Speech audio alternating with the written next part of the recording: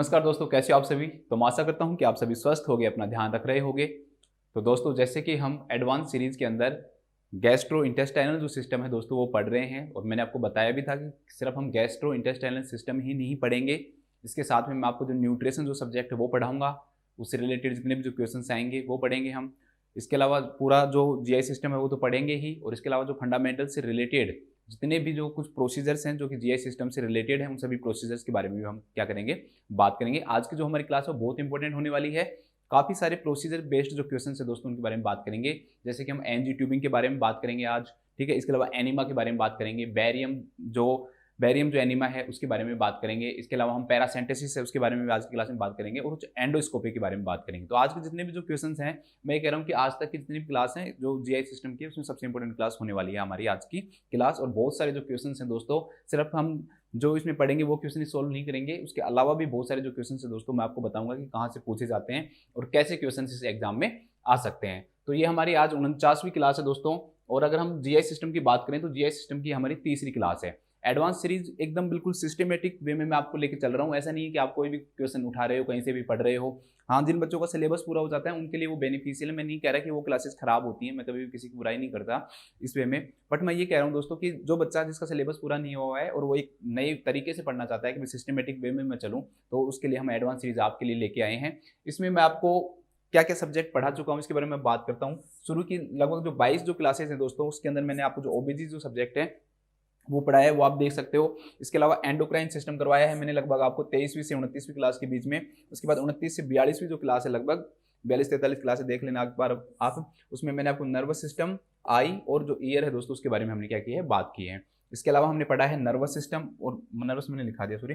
इसके अलावा musculoskeletal system. तो इन सब सिस्टम के बारे में हम पढ़ चुके हैं, और ये हमारे क्या हो चुके हैं दोस्तों, कंप्लीट हो चुके हैं। These are the completed units और सब्जेक्ट्स। एंड अब हम शुरू किया हमने नया सिस्टम, गैस्ट्रो इंटेस्टाइनल सिस्टम। तो बिना कोई टाइम वेस्ट किए हुए हम वापस से क्या करते हैं दोस्तों, स्टार्ट करते हैं। हमारे सामने पहला जो क्वेश्चन है बहुत इंपॉर्टेंट है, एग्जाम के पॉइंट ऑफ व्यू से भी ये क्वेश्चन काफी बार पूछा जाता है, चाहे डायरेक्टली सिंपल लैंग्वेज में पूछ ले या फिर जो इस प्रकार से जो लैंग्वेज दे रखी है इसमें भी पूछा जा सकता है कि एक client is to have gastric gavage. एक क्लाइंट है दोस्तों, उसको क्या देना है, गैस्ट्रिक गैवाज देना है।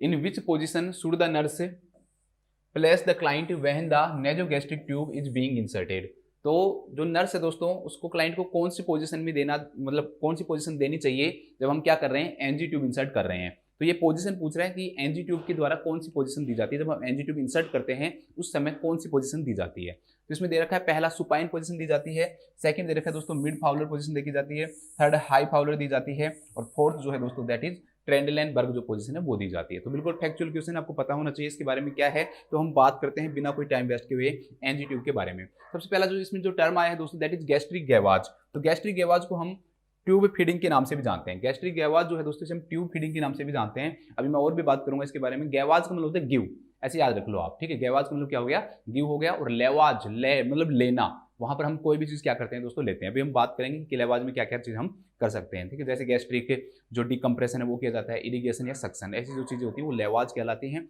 और जैसे हम फीडिंग दे रहे हैं दोस्तों, ठीक है, तो उसे हम किस नाम से जानेंगे, मेडिकेशंस के लिए भी दे सकते हैं, मेडिकेशंस दे रहे हैं, फीडिंग दे रहे हैं, तो वो चीज क्या कहलाएगी दोस्तों, आपको गैवाज कहलाएगी। तो गैवाज का वर्ड जो है आपको जी फॉर गिव याद रखना है। यहाँ हम कोई भी चीज क्या करते हैं, इंसर्ट करते हैं, देते हैं, तो वो गिव कहलाएगा। तो अब इसमें हम टाइप ऑफ गैस्ट्रिक गैवाज या ट्यूब फीडिंग हम किस किस वे से दे सकते हैं दोस्तों, उसके बारे में बात करते हैं। ऐसा नहीं है कि सिर्फ एक एनजी ट्यूबिंग है जो आपने पढ़ लिया कि वैसे इस प्रकार से दे सकते हैं, और भी बहुत सारे ऐसे तरीके होते हैं जिसके द्वारा हम क्या दे सकते हैं दोस्तों, ट्यूब फीडिंग दे सकते हैं। मतलब ट्यूब के द्वारा ही आपको क्या देनी है, उसको फीडिंग देनी है कि जो पेशेंट वो टॉलरेट नहीं कर पा रहा हो, या किसी भी कारण से मान लो उसकी कोई सर्जरी हुई हो, ठीक है, माउथ से रिलेटेड कोई भी सर्जरी हुई हो और वो फीडिंग नहीं ले पा रहा हो, तो उस दौरान और भी कई इसके हम पर्पज पढ़ेंगे कि क्या क्या पर्पज हो सकते हैं, ठीक है।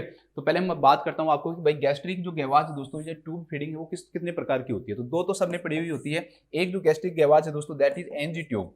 एनजी ट्यूब फीडिंग के द्वारा, इस मेथड के द्वारा हम क्या दे सकते हैं दोस्तों, गैस्ट्रिक गैवाज दे सकते हैं, ठीक है।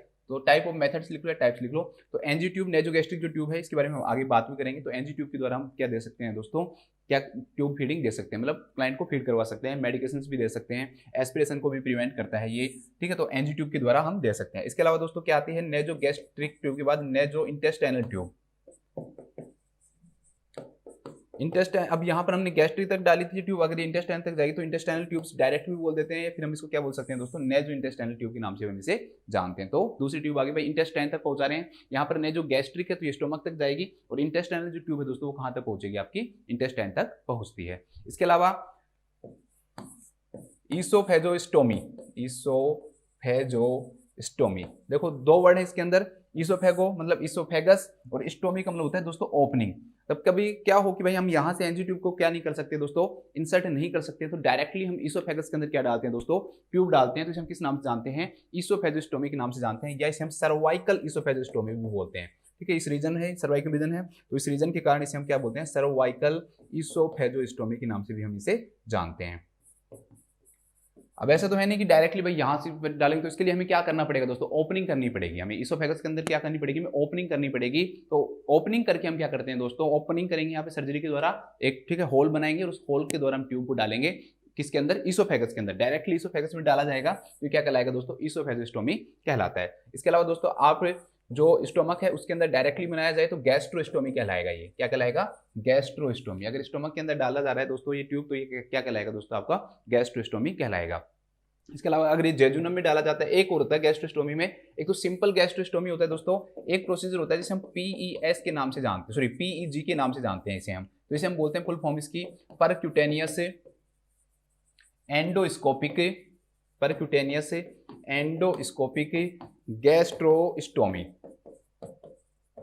इसे हम किस नाम जानते हैं, परक्यूटेनियस एंडोस्कोपिक गैस्ट्रोस्टोमी के नाम जानते हैं। तो इसमें क्या करते हैं, पहले हम एंडोस्कोप डालते हैं, अंदर से हम क्या डालेंगे दोस्तों, एंडोस्कोप डालेंगे। एंडोस्कोप क्या होती है, एक होलो ट्यूब होती है जिसके जो लास्ट जो एंड होता है उस पर कैमरा लगा रहता है और लाइट लगी हुई रहती है, लाइट एंड बोलते हैं उसको हम, ठीक है। वो इंसर्ट करके स्टोमक तक लेके जाते हैं, फिर किस जगह पे इंसर्ट करना है वो उस हिसाब से हम देखते हैं कैमरे के अंदर, और फिर बाहर से हम क्या करेंगे दोस्तों, एक इंसिजन बनाएंगे और फिर ट्यूब को क्या करते हैं वहां पर इंसर्ट करते हैं। तो हम इसे किस नाम से जानते हैं, परक्यूटेनियस एंडोस्कोपिक गैस्ट्रोस्टोमी है। देखो गैस्ट्रोस्टोमी तो अगर सिंपल गैस्ट्रोस्टोमी आता है दोस्तों है तो वो भी ये भी गैस्ट्रोस्टोमी, लेकिन गैस्ट्रोस्टोमी सिंपल आता है तो उसमें डायरेक्टली यहाँ पर हम क्या कर देंगे, एक ओपनिंग बनाएंगे और स्टोमक के अंदर ट्यूब डाल देंगे। लेकिन परक्यूटेनियस एंडोस्कोपिक आता है तो दोस्तों पहले हम क्या करेंगे, माउथ के द्वारा ट्यूब को अंदर तक लेके जाते हैं एंडोस्कोप को, ठीक है। एंडोस्कोप मतलब सिंपल वे में समझो, एक कैमरा है और एक लाइट है, लाइट और कैमरा है, और फिर हम स्क्रीन के ऊपर देखते रहेंगे, फिर वहां पर इंसर्ट करके किस जगह पे हमें किस प्रकार से क्या बनाना है, इंसिजन बनाना है, उस लाइट एंड एंड के द्वारा हम उसको गाइड करेगा हमें कि भाई इस जगह पे बनाना है, क्योंकि अंदर से लाइट लगी रहेगी, वो स्टोमक तक पहुंचेगी, वो लाइट दिखाएगी कि हाँ भाई यहाँ तक जाना है, और फिर उस जगह पे हम बाहर से क्या डालते हैं दोस्तों, ट्यूब डालते हैं, वो इंसिजन बनाते हैं और फिर ट्यूब डालते हैं दोस्तों। तो उसे हम किस नाम जानते हैं, परक्यूटेनियस एंडोस्कोपिक गैस्ट्रोस्टोमी के नाम से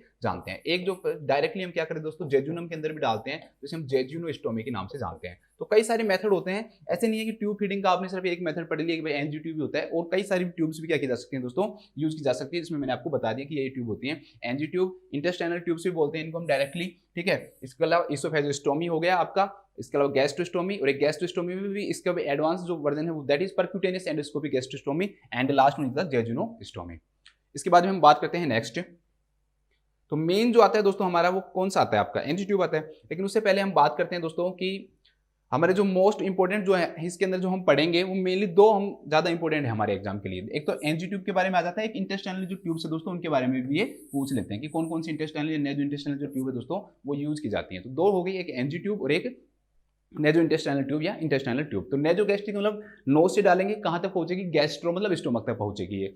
दूसरी जो ट्यूब है दोस्तों वो कहाँ तक पहुंचेगी, इंटेस्टाइनल ट्यूब। तो इसकी जो लेंथ होगी इंटेस्टाइनल ट्यूब की as compare to NG tube will be more, ठीक है, ज्यादा होगी उसकी कंपेयर में। सीधी सी बात है, इंटेस्टाइन तक जा रही है और वो कहाँ तक जा रही है दोस्तों, आपकी स्टोमक तक जा रही है। तो एग्जांपल्स डायरेक्टली पूछ लेते हैं कि भाई एनजी ट्यूब के क्या क्या एग्जांपल्स होते हैं, या नेजो इंटेस्टाइनल जो ट्यूब है दोस्तों उसके क्या क्या एग्जांपल होते हैं, तो उसके बारे में हमसे क्या कई बार क्वेश्चन पूछ लेते हैं। तो हम बात करते हैं दोस्तों, जो मेन जो ट्यूब है वो दो ही पढ़ेंगे हम, लेकिन आपको मैं कुछ ट्यूबिंग के द्वारा तीसरा एक चीज और बताऊंगा, वो अभी मैं आपको समझाता हूँ। सबसे पहले हम बात करेंगे दोस्तों एनजी ट्यूब की, ठीक है, एनजी लिख लूंगा मैं आगे से, एनजी ट्यूब। दूसरी है दोस्तों इंटेस्टाइनल ट्यूब, इंटेस्टाइनल ट्यूब, और तीसरी दोस्तों मैं आपको इसोफेजियल ट्यूब पढ़ाऊंगा। इसोफेजियल ट्यूब का मतलब यहां पर ये नहीं है दोस्तों कि इसोफेजियोस्टोमी वाली ट्यूब नहीं बता रहा हूं मैं, और नए इनकम गैस्ट्रिक लेवाज के रूप में यूज करते हैं, लेकिन एग्जाम में क्वेश्चन आ जाते हैं तो उससे रिलेटेड मैं ट्यूबिंग के साथ आपको इसमें जोड़ रहा हूं। ध्यान रखना, मैं नहीं कह रहा कि इसोफेजियल ट्यूब्स के द्वारा हम क्या कर दे रहे हैं, गैवाज दे रहे हैं। अब आपको सर यहां तो कह रहे हो, आप तो कहोगे सर यहाँ कह रहे हो ये स्टोमी का मतलब बाहर से ओपनिंग करके कर रहे हैं यहाँ पे, और जो इसोफेजियल जो ट्यूब है वो बाहर से ओपन नहीं कर रहे उस ट्यूब को, हम अंदर से डाल रहे हैं हम, ठीक है।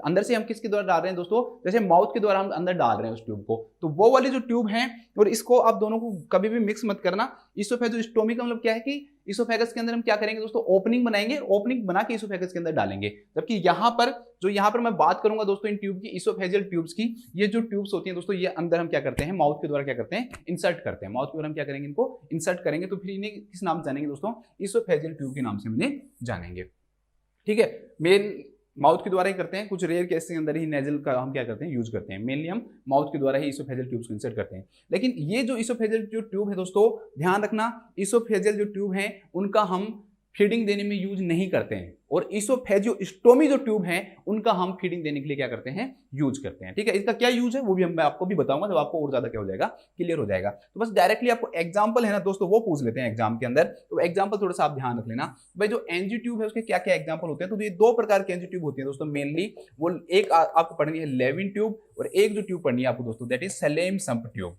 Salem sump tube, Salem sump tube. तो ये दोनों एग्जांपल डायरेक्टली पूछ लेते हैं कि भाई सलेम सम्प ट्यूब है या फिर जो लेविन ट्यूब है दोस्तों, ये किस चीज की एग्जांपल है, ये किस चीज की एग्जांपल। तो एनजी ट्यूब की दो एग्जांपल हो गए आपके सामने, एक लेविन ट्यूब हो गया और एक क्या हो गया दोस्तों, आपका सलेम सम्प ट्यूब हो गया। लेविन जो ट्यूब होती है ना दोस्तों, उसके अंदर एक ही ल्यूमन होता है, मतलब इंसर्ट करने के लिए कोई भी चीज अंदर जा रही है तो एक ही ल्यूमन वहां पर क्या किया जाता है, पाया जाता है। तो इसमें सिंगल ल्यूमन पाया जाता है, सिंगल ल्यूमन, ये ध्यान रखना। ये डायरेक्टली क्वेश्चन पूछते हैं कि सिंगल ल्यूमन एनजी ट्यूब का एग्जांपल है, तो उसमें एक लेविन दे देगा, एक सलेम सम्प दे देगा, एक इनमें से कोई दो इनमें से कोई ऑप्शन ले लेगा वो आपका। सेकंड दे रखा है दोस्तों सलेम सम्प, इसमें क्या अंतर है, इसके अंदर दो ल्यूमन होते हैं। अभी मैं आपको जब डायग्राम दिखाऊंगा तब उसमें बताऊंगा कि क्या काम आता है वो। इसके अंदर कितने ल्यूमन होते हैं दोस्तों, दो ल्यूमन होते हैं। एक जो ल्यूमन होता है वो इसकी तरह होता है बिल्कुल फीडिंग देने के लिए, और दूसरा जो ल्यूमन होता है वो एयर वेंट पाया जाता है। एक्चुअली में क्या होता है कि कई बार सिंगल जो ट्यूब होती है दोस्तों, वो स्टमक से क्या हो जाती है, अटैच हो जाती है और म्यूकोसल डैमेज कर सकती है, तो वो वहां पर क्या उसको चिपकने नहीं देती है, ठीक है। एयर के कारण वहां पर उसको चिपकने नहीं देती, उसको ओपन कर देते हैं ताकि बाहर एयर निकले और वहां पर क्या हो दोस्तों, वो जो ट्यूब है वो चिपके नहीं। इसलिए इसमें कौन सी ट्यूब यूज करते हैं, टू ल्यूमन ट्यूब यूज करते हैं। उसका क्या नाम है दोस्तों, सलेम सम्प ट्यूब है। वो कौन सी ट्यूब है दोस्तों, सलेम सम्प ट्यूब है। अभी एक बार मैं आपको इसके डायग्राम भी दिखा देता हूं, एक बार सॉरी पिक्चर दिखा देता हूं, डायग्राम नहीं। तो यहां पर आपको दो ट्यूब दिख रही होंगी दोस्तों, एक जो ट्यूब है दैट इज लेविन ट्यूब। देखो यहां पर एक ल्यूमन है बस, ठीक है। इसको अंदर डालेंगे, यहां से हम जो भी मेडिकेशन है, जो भी मेडिकेशन मान लो या फिर जो न्यूट्रिशन है, फीडिंग है, वो डालेंगे। तो दूसरी कोई चीज नहीं है ना यहाँ पे। तो ये ट्यूब हो गई दोस्तों लेविन ट्यूब, ये सिंगल ल्यूमन ट्यूब हो गई। जबकि यहाँ पर सलेम सम्प जो ट्यूब है ना दोस्तों, उसमें दो ल्यूमन है, ठीक है। एक तो ये ल्यूमन है, तो ये जो ल्यूमन है दोस्तों वो गैस्ट्रिक कंटेंट के लिए है, और दूसरी जो ट्यूब है दोस्तों, दूसरा जो ल्यूमन है ये है, इसे हम एयर वेंट के नाम से जानते हैं। इसे हम किस नाम से जानते हैं, एयर वेंट के नाम से जानते हैं। देखो एक डायग्राम और दिखाता हूं आपको, जिसमें इसके बारे में थोड़ा सा और बता रखा है, ठीक है। ये भी दिख रहा होगा आपको, यहां पर ये एक ट्यूब रही और दूसरी ये वेंट है, दैट इज वेंट।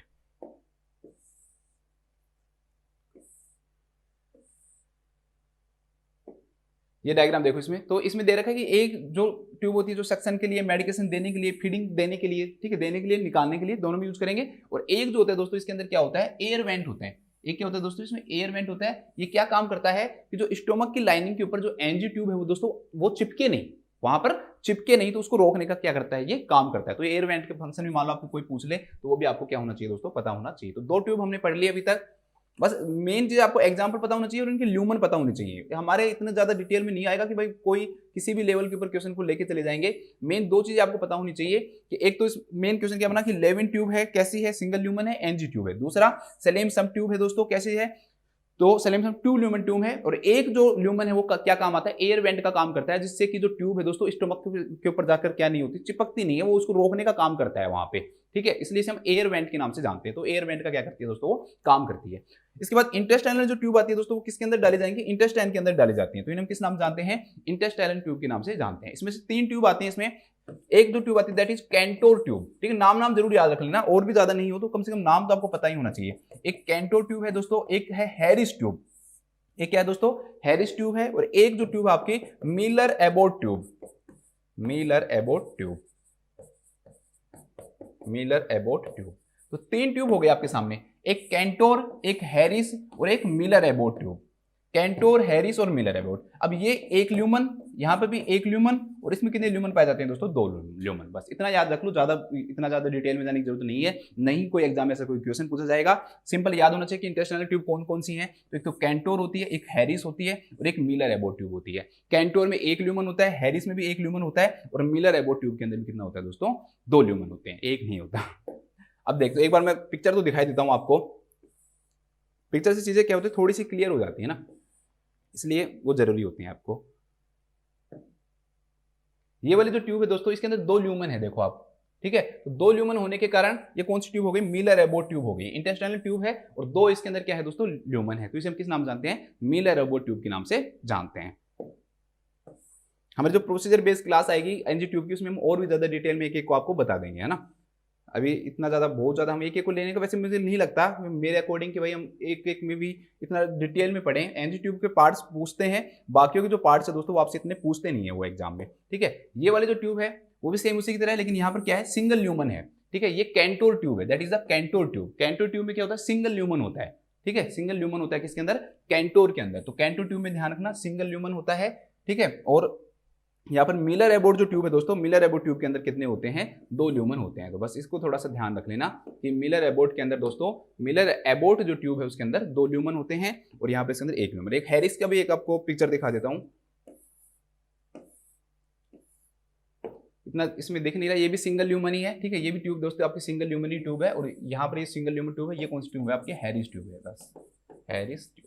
तो इतना ज्यादा इनके अंदर डिफरेंस दिखेगा नहीं, तो एग्जाम में इससे रिलेटेड क्वेश्चन तो नहीं पूछेगा। हाँ, मिलर एबोट का मान लो इमेज दे दे, वो पूछ सकता है भाई ये कौन सी ट्यूब होती है आपकी, ठीक है। लेविन दे सकता है, सेलेम संप है वो दे सकता है आपको, ठीक है। तो इसको थोड़ा सा आप देख लेना।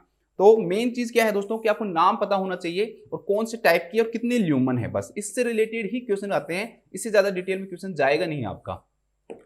तो एक तो इसमें क्या हो गया दोस्तों, एनजी ट्यूब में लेविन ट्यूब हो गई और एक सेलेमसम ट्यूब हो गई। एक ल्यूमन है, यहाँ पे 2 ल्यूमन है। एक ल्यूमन में यहाँ पे एयर वेंट है, क्योंकि एनजी ट्यूब तो थोड़ा सा पढ़ लेना।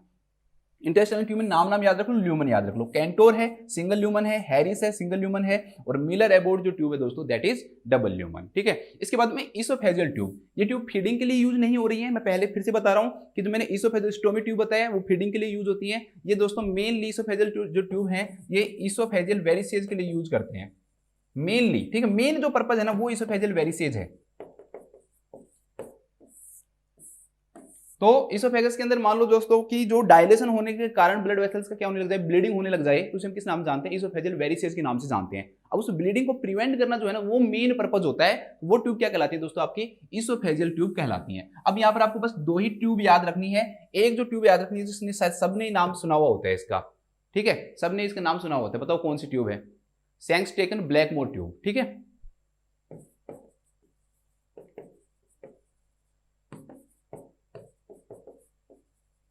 सैंक्सटेकन ब्लैकमोर ट्यूब। और एक जो होती है दोस्तों इसके अंदर वो जो ट्यूब होती है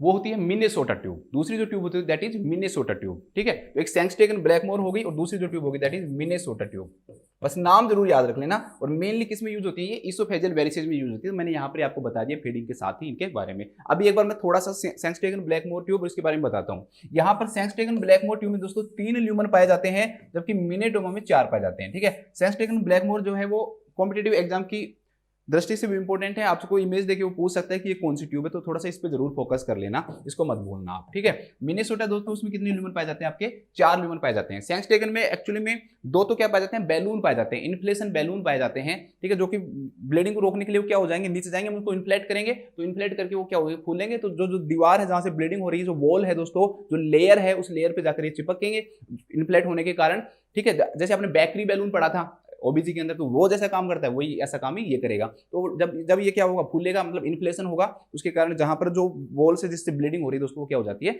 रुक जाती है। तो एक तो 3 ल्यूमन होंगे। एक तो ल्यूमन कौन सा हो गया? इसोफेजियल। एक तो इसोफेजियल इन्फ्लेशन ल्यूमन हो गया, ठीक है, इन्फ्लेशन बैलून ल्यूमन हो गया। दूसरा दोस्तों स्टोमक का, ठीक है, जो गैस्ट्रो ल्यूमन हो जाएगा, गैस्ट्रो बैलून इन्फ्लेशन ल्यूमन हो जाएगा। और तीसरा जो होता है दोस्तों गैस्ट्रिक जो कंटेंट है उसको एस्पिरेट करने के लिए भी हम क्या कर सकते हैं? इसका यूज कर सकते हैं। तो गैस्ट्रिक कंटेंट एस्पिरेशन ल्यूमन हो गया। अभी इमेज दिखाऊंगा तो वो और समझा दूंगा। यहाँ पर 4 होते हैं मिनेसोटा में, एक बाकी ये तीनों हैं जो तो रहेंगे ही दोस्तों। कि एक तो क्या हो गया? बैलून हो गया, जो कि इसोफेगस के अंदर जाएगा, एक स्टोमक के अंदर जाएगा, दो ये बैलून तो हो गए, एक गैस्ट्रिक कंटेंट को एस्पिरेट करने के लिए हो गया तीसरा, और चौथा इसके अंदर इसोफेगस जो कंटेंट है ना उसको भी करने के लिए क्या होता है दोस्तों, पाया जाता है। तो एक बार दोबारा से देखो, सैंक्सटेकन ब्लैकमोर ट्यूब और मिनेसोटा ट्यूब। देखो सैंक्सटेकन ब्लैकमोर ट्यूब में कितने ल्यूमन है, 3 ल्यूमन है इसमें, 1 2 और 3, यहां पर 4 है, 1 2 3 एंड 4। तो एक तो क्या हो गया दोस्तों आपका इसोफेजियल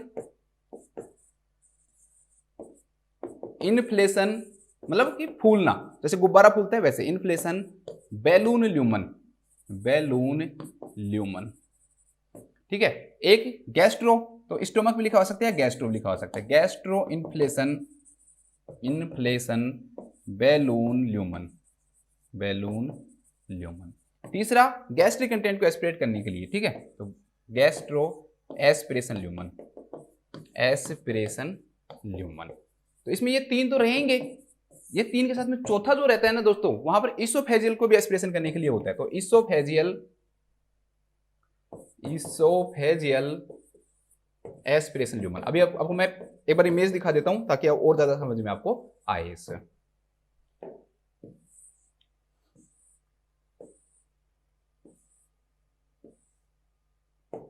यहां पर ये जो 2 ट्यूब दिख रही होंगी, ये वाली है दोस्तों सैंक्सटेकन ब्लैकमोर ट्यूब है ये, और ये वाली जो ट्यूब है दोस्तों that is Minnesota tube.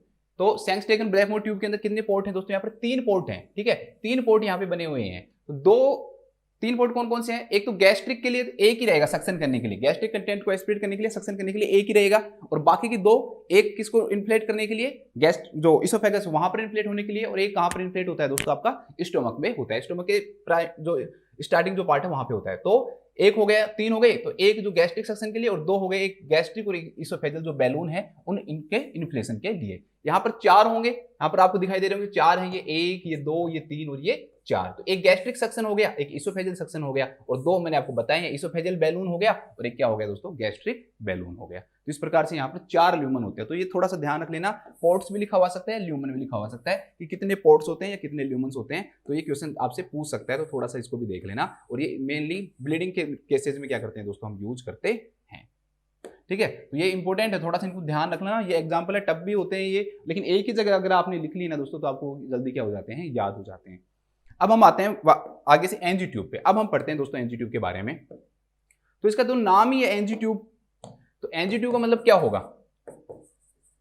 NG tube का मतलब नेजोगैस्ट्रिक ट्यूब, मतलब कि नाक से डालेंगे और स्टोमक में डालते हैं, नेजोगैस्ट्रिक ट्यूब। जैसे न्यूबॉर्न होते हैं उनके अंदर ओरोगैस्ट्रिक यूज करते हैं, ओरल कैविटी से डालते हैं, स्टोमक के अंदर डालते हैं। तो मेनली जो ट्यूब यूज करते हैं नेजोगैस्ट्रिक, वो नेजल से डाली जाएगी और स्टोमक तक डाली जाती है। तो इसे हम किस नाम जानते हैं, नेजोगैस्ट्रिक ट्यूब भी बोलते हैं, इसे हम रायल्स ट्यूब भी बोलते हैं, रायल्स ट्यूब भी बोलते हैं इसको हम, या फिर इसको हम नेजोगैस्ट्रिक इंट्यूबेशन के नाम से भी जानते हैं, नेजोगैस्ट्रिक इंट्यूबेशन के नाम से भी जानते हैं। मतलब ट्यूब को अंदर इंसर्ट करना, इंट्यूबेशन मतलब इंट्यूबेशन मतलब ट्यूब को नेजल के रास्ते से कहां पहुंचाना दोस्तों, आपके स्टोमक तक पहुंचाना, ठीक है, क्या कहलाता है, नेजोगैस्ट्रिक इंट्यूबेशन के नाम से जानते हैं, ठीक है।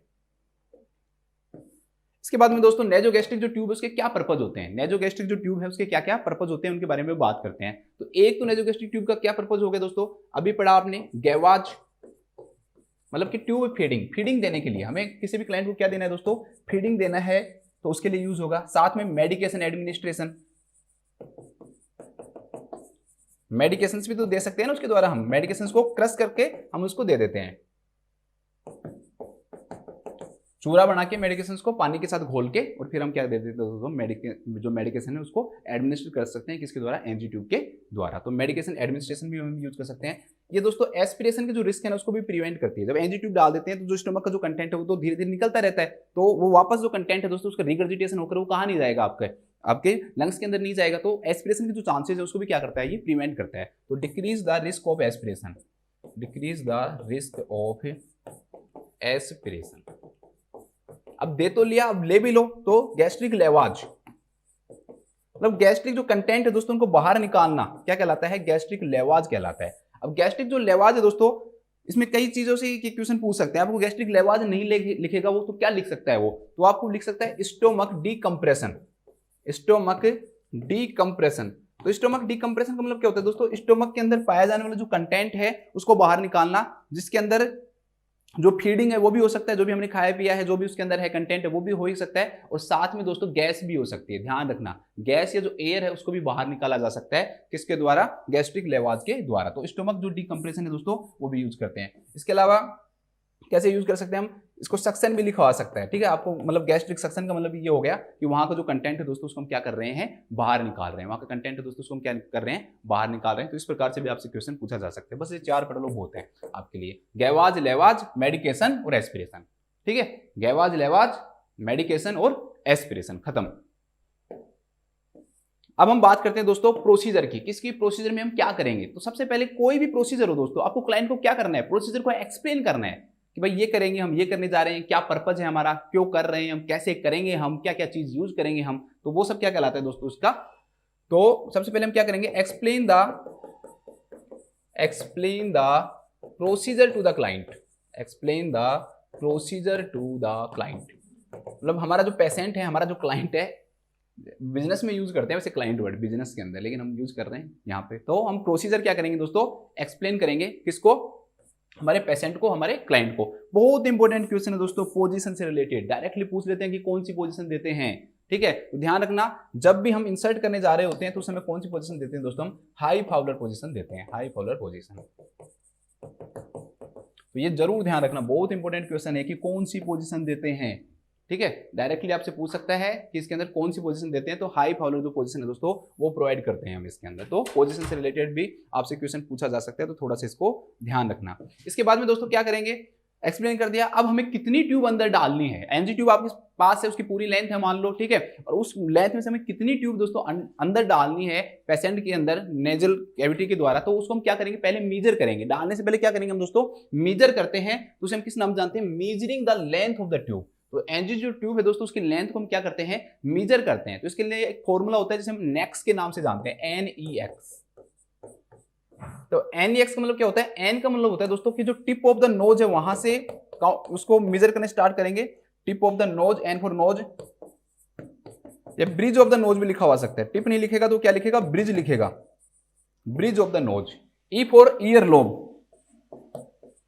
E फॉर क्या हो गया दोस्तों, ईयर लोब हो गया, और X फॉर क्या हो गया, जीफोइड प्रोसेस। इतनी हम क्या करेंगे दोस्तों, उसको इंसर्ट करेंगे, जीफोइड प्रोसेस। अब आप देखो, टिप ऑफ द नोज लिया, यहां से आप इस प्रकार से लेके जाओगे इस ट्यूब को, यहां तक ईयर लोब तक लेके आओगे, फिर इसको आप कहां तक लेके आओगे दोस्तों, नीचे तक, यहां पर जीफोइड प्रोसेस तक। तो जितनी लेंथ है उसको आप देख लोगे, ठीक है। कई बार वहां पर टेप भी लगा दी जाती है, यहां तक हम क्या करते हैं दोस्तों, उसको इंसर्ट करते हैं। तो उस प्रकार से हम क्या कर सकते हैं दोस्तों, लेंथ ऑफ द ट्यूब को क्या कर सकते हैं दोस्तों, हम मेजर कर सकते हैं। तो इस प्रकार से लेंथ ऑफ द ट्यूब क्या की जाती है, मेजर की जाती है। डायरेक्टली क्वेश्चन पूछ लेते हैं भाई किस प्रकार से मेजर की जाती है, 3 ऑप्शन दे देंगे अलग अलग, तो उस प्रकार से आपको याद रखना है कि ये राइट वे है मेजर करने का, ठीक है। इसके बाद आपने मेजर कर लिया, मेजर करने के बाद आप जो ट्यूब है दोस्तों उस ट्यूब को क्या करोगे, ल्यूब्रिकेट करोगे। क्यों, क्योंकि वो ट्यूब जो है दोस्तों वो किसकी बनी होती है, पीवीसी की बनी होती है या फिर सिलिकॉन की बनी होती है। तो अंदर जाएगी तो इरिटेशन कोज करेगी, पेन कोज करेगी पेशेंट के अंदर। तो हम उसके लिए क्या करते हैं दोस्तों, उसको ल्यूब्रिकेट करेंगे ट्यूब को। तो lubricate the tube, lubricate the tube by using water jelly. ऐसी जेली जो वाटर सोल्यूबल जेली होती है ना दोस्तों, उन जेली का हम क्या करते हैं, यूज करते हैं, ठीक है। क्योंकि ऑयल सोल्यूबल जेली का तो यूज नहीं कर सकते। अगर हमने ऑयल का यूज किया दोस्तों, और अगर वो मान लो गलती से वो ट्यूब जो है वो हमारी रेस्पिरेटरी ट्रैक्ट में चली गई, तो वहां पर क्या कोज कर सकती है दोस्तों, आपको न्यूमोनिया हो सकता है, आपको केमिकल न्यूमोनिया बोलते हैं उसे हम, ठीक है। अगर हमने गलती से यहाँ पे ऑयल यूज कर लिया तो वो क्या कोज कर सकता है दोस्तों, केमिकल न्यूमोनिया कोज कर सकता है। इसलिए हम कौन सी जेली यूज करते हैं दोस्तों, वाटर बेस्ड जेली यूज करते हैं उसको ल्यूब्रिकेट करने के लिए, ताकि वो इजीली क्या हो जाए दोस्तों, आपके वो इंसर्ट हो जाए। इसके बाद हम उसको इंसर्ट करेंगे। अब सब कुछ हो गया, अब हम ट्यूब को क्या करेंगे दोस्तों, इंसर्ट करेंगे। तो insert the tube mainly in left nostril. जो आपकी नाक के जो छिद्र हैं 2 हैं, एक राइट है और एक लेफ्ट है। तो मेनली लेफ्ट जो नोस्ट्रिल है दोस्तों उसमें इंसर्ट किया जाता है। ऐसा नहीं कि 100% केसेस में आप करोगे, अगर आपको नहीं हो पा रहा लेफ्ट से तो फिर आप क्या करोगे दोस्तों, राइट के अंदर इंसर्ट करोगे। 3 अटेम्प्ट करोगे आप, 3 नहीं हो पा रहा फिर बाद में इसको कुछ समय के लिए पॉज करते हैं। अब लेफ्ट नोस्ट्रिल में क्यों करते हैं, क्योंकि राइट जो नोस्ट्रिल होता है ना वो थोड़ा सा डेविएटेड होता है, तो ट्यूब को जाने में क्या होती है दोस्तों, प्रॉब्लम होती है। वो सेप्टम जो होता है यहाँ पे नेजल जो सेप्टम, वो हल्का सा राइट साइड में क्या होता है दोस्तों, डेविएटेड होता है, मुड़ा हुआ रहता है, तो जो ट्यूब उसको जाने में थोड़ी क्या होती है, प्रॉब्लम होती है। इस कारण हम जो प्रेफर मेनली हम जो ट्यूब में करते हैं दोस्तों, वो कौन सा करते हैं दोस्तों, लेफ्ट नोस्ट्रिल करते हैं, तो उसको भी याद रखना। इसके बाद में जो ट्यूब अंदर जाएगी उसके बाद क्लाइंट को हम क्या कहते हैं दोस्तों, स्वेलो करने के लिए कहते हैं। उस ट्यूब को हम क्या कहते हैं, भाई आप ट्यूब को स्वेलो करते रहो अंदर की तरफ। कई बार पेशेंट को थोड़ा सा हम पानी भी दे देते हैं, तो पानी के साथ क्या करता रहता है, उसको अंदर लेता जाता है, स्वेलो करता जाता है। अब ट्यूब पहुंच गई, ठीक है। अब आपको पता नहीं है दोस्तों कि ट्यूब पहुंच गई या नहीं पहुंची। अगर मान लो गलती से जो ट्यूब है दोस्तों, जो पेशेंट है, चलो एक चीज और बता देता हूं यहाँ पे, गलती से दोस्तों पेशेंट को कोई भी रेस्पिरेटरी प्रॉब्लम होती है, आप ट्यूब इंसर्ट कर रहे हो, क्लाइंट को आपको लगा कि रेस्पिरेटरी प्रॉब्लम हुई है, तो आप ट्यूब को वापस से क्या करोगे, विड्रॉ करोगे। अगर क्लाइंट को ट्यूब होती है तो वो, अगर रेस्पिरेटरी प्रॉब्लम होती है तो हम ट्यूब को क्या करेंगे दोस्तों, विड्रॉ करेंगे हम। ऐसे नहीं कि आगे इंसर्ट करते रहोगे, ट्यूब को बाहर निकालेंगे, विड्रॉ द ट्यूब। ये भी थोड़ा सा ध्यान रख लेना कि अगर क्लाइंट को कोई भी प्रकार की रेस्पिरेटरी प्रॉब्लम होती है, रेस्पिरेटरी डिस्कंफर्ट होता है, तो हम क्लाइंट के जो ट्यूब है वापस उसको क्या करेंगे दोस्तों, विड्रॉ करेंगे। कि हो सकता है कि वो रेस्पिरेटरी ट्रैक्ट के अंदर चली गई हो, जबकि हमें पहुंचाना कहाँ है, उसे जीआई ट्रैक्ट के अंदर पहुंचाना है, या हम कहीं दोस्तों किसके अंदर पहुंचाना है, हमारे स्टोमक के अंदर पहुंचाना है। तो इसलिए हम ट्यूब को क्या कर लेंगे दोस्तों, विड्रॉ कर लेंगे। अब हमें पता नहीं है, ठीक है, क्लाइंट को डिस्कंफर्ट नहीं हुआ, कोई प्रॉब्लम नहीं हुई, ट्यूब लग गई, लेकिन फिर भी ऐसा नहीं है दोस्तों कि उसको रेस्पिरेटरी डिस्कंफर्ट नहीं हुआ तो कि हमें पक्का पता लग गया कि भाई ट्यूब यहाँ है, ऐसा नहीं होता है। हमें हमेशा ट्यूब का जो प्लेसमेंट है ना दोस्तों, कि कहाँ लगी है, ट्यूब सही है या नहीं है, हमारे स्टोमक में गई है या नहीं गई है, उसके लिए हम ट्यूब को प्लेसमेंट क्या करते हैं, चेक करते हैं। अब इसमें कई सारे मेथड हम यूज करते हैं। सबसे पहला जो मेथड है दोस्तों, that is x-ray. X-ray method ही एक ऐसा मेथड है जो कि मोस्ट रिलायबल मेथड है, और कोई भी जो मेथड है दोस्तों आपको नहीं बता पाएगा 100% श्योरिटी के साथ, ये कभी भी नहीं बता पाएगा कि जो ट्यूब है दोस्तों ये किसके अंदर है, स्टोमक के अंदर है। तो ध्यान रखना, एक्सरे जो है मोस्ट रिलायबल मेथड है, ये मोस्ट रिलायबल। अगर आपको ऑप्शन में सारे दे रखे हैं कि कौन सा मेथड यूज करोगे, तो आप उसको जो आंसर करके आओगे दोस्तों, वो क्या करके आओगे, आप एक्सरे करके आओगे, कि एक्सरे के द्वारा हम करते हैं, ठीक है।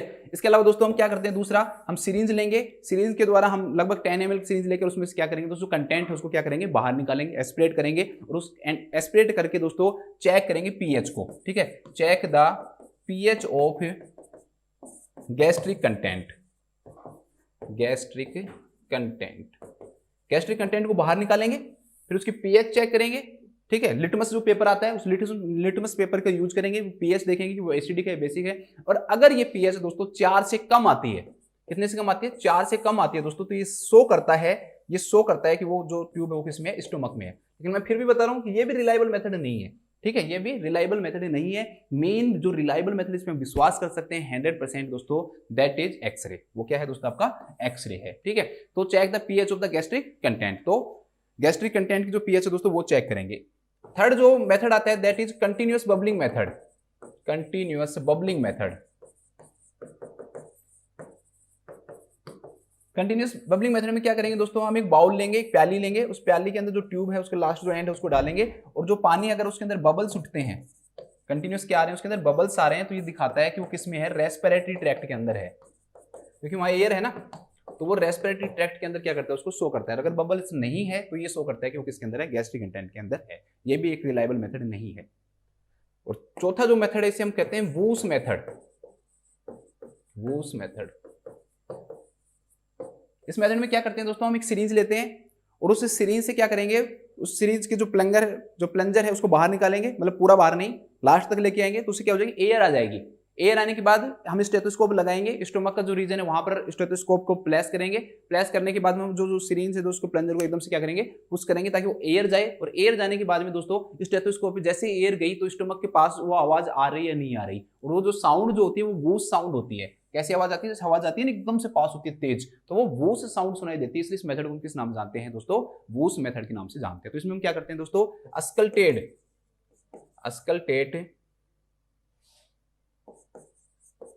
अस्कल्टेट the whoosh sound after installation of air,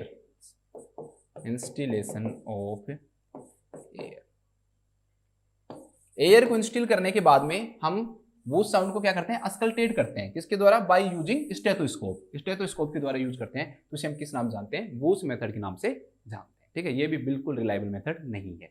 तो मेन रिलायबल जो मेथड है दोस्तों that is x-ray, that is आपका एक्सरे। इसके बाद क्वेश्चंस पूछ लेते हैं कि भाई size of the NG tube क्या है, तो उसको भी एक बार देख लेते हैं हम। पीडियाट्रिक जो पेशेंट होते हैं दोस्तों, पहले तो हम बात करते हैं इन्फेंट की। इन्फेंट जो होते हैं दोस्तों उसके अंदर लगभग हम 6 to 10 फ्रेंच की क्या करते हैं, यूज करते हैं। ठीक है, यहां पर बढ़ते हुए क्रम में जो बोर है, ठीक है, डायमीटर जो है वो क्या होता जाएगा, बढ़ता जाएगा। ठीक है, 6 से 10 फ्रेंच की यूज करते हैं दोस्तों हम, और एक फ्रेंच के अंदर लगभग 0.33 mm होता है। ठीक है, एक फ्रेंच के अंदर लगभग कितना होता है, 0.33 mm। तो ये भी थोड़ा सा ध्यान रख लेना। तो 6 to 10 की यूज करते हैं। इसके बाद में हम बात करें दोस्तों अगर चाइल्ड के अंदर, तो चाइल्ड के अंदर हम 10 से 14, मतलब ये 10 दोनों में आएगा, ध्यान रखना। ठीक है, चाइल्ड के अंदर 10 से 14 की हम यूज कर सकते हैं। और जो एडल्ट है दोस्तों, एडल्ट के अंदर मेनली 16 से 22 की ज्यादातर यूज करते हैं। वैसे 24 साइज की भी होती है लेकिन कम यूज करते हैं हम उसको बिल्कुल, तो 16 से 22 की यूज करते हैं। तो 6 से 10, 10 से 14 और 16 से 22, 16 से 22 फ्रेंच है सब में, FR लगा देना सबके अंदर। ठीक है, तो ये साइज हो गई। इसके बाद इसके कंपोजिशन मेनली दो चीजों का बना हुआ होता है दोस्तों। ये एक पीवीसी का बना होता है, पॉलीवाइनिल क्लोराइड,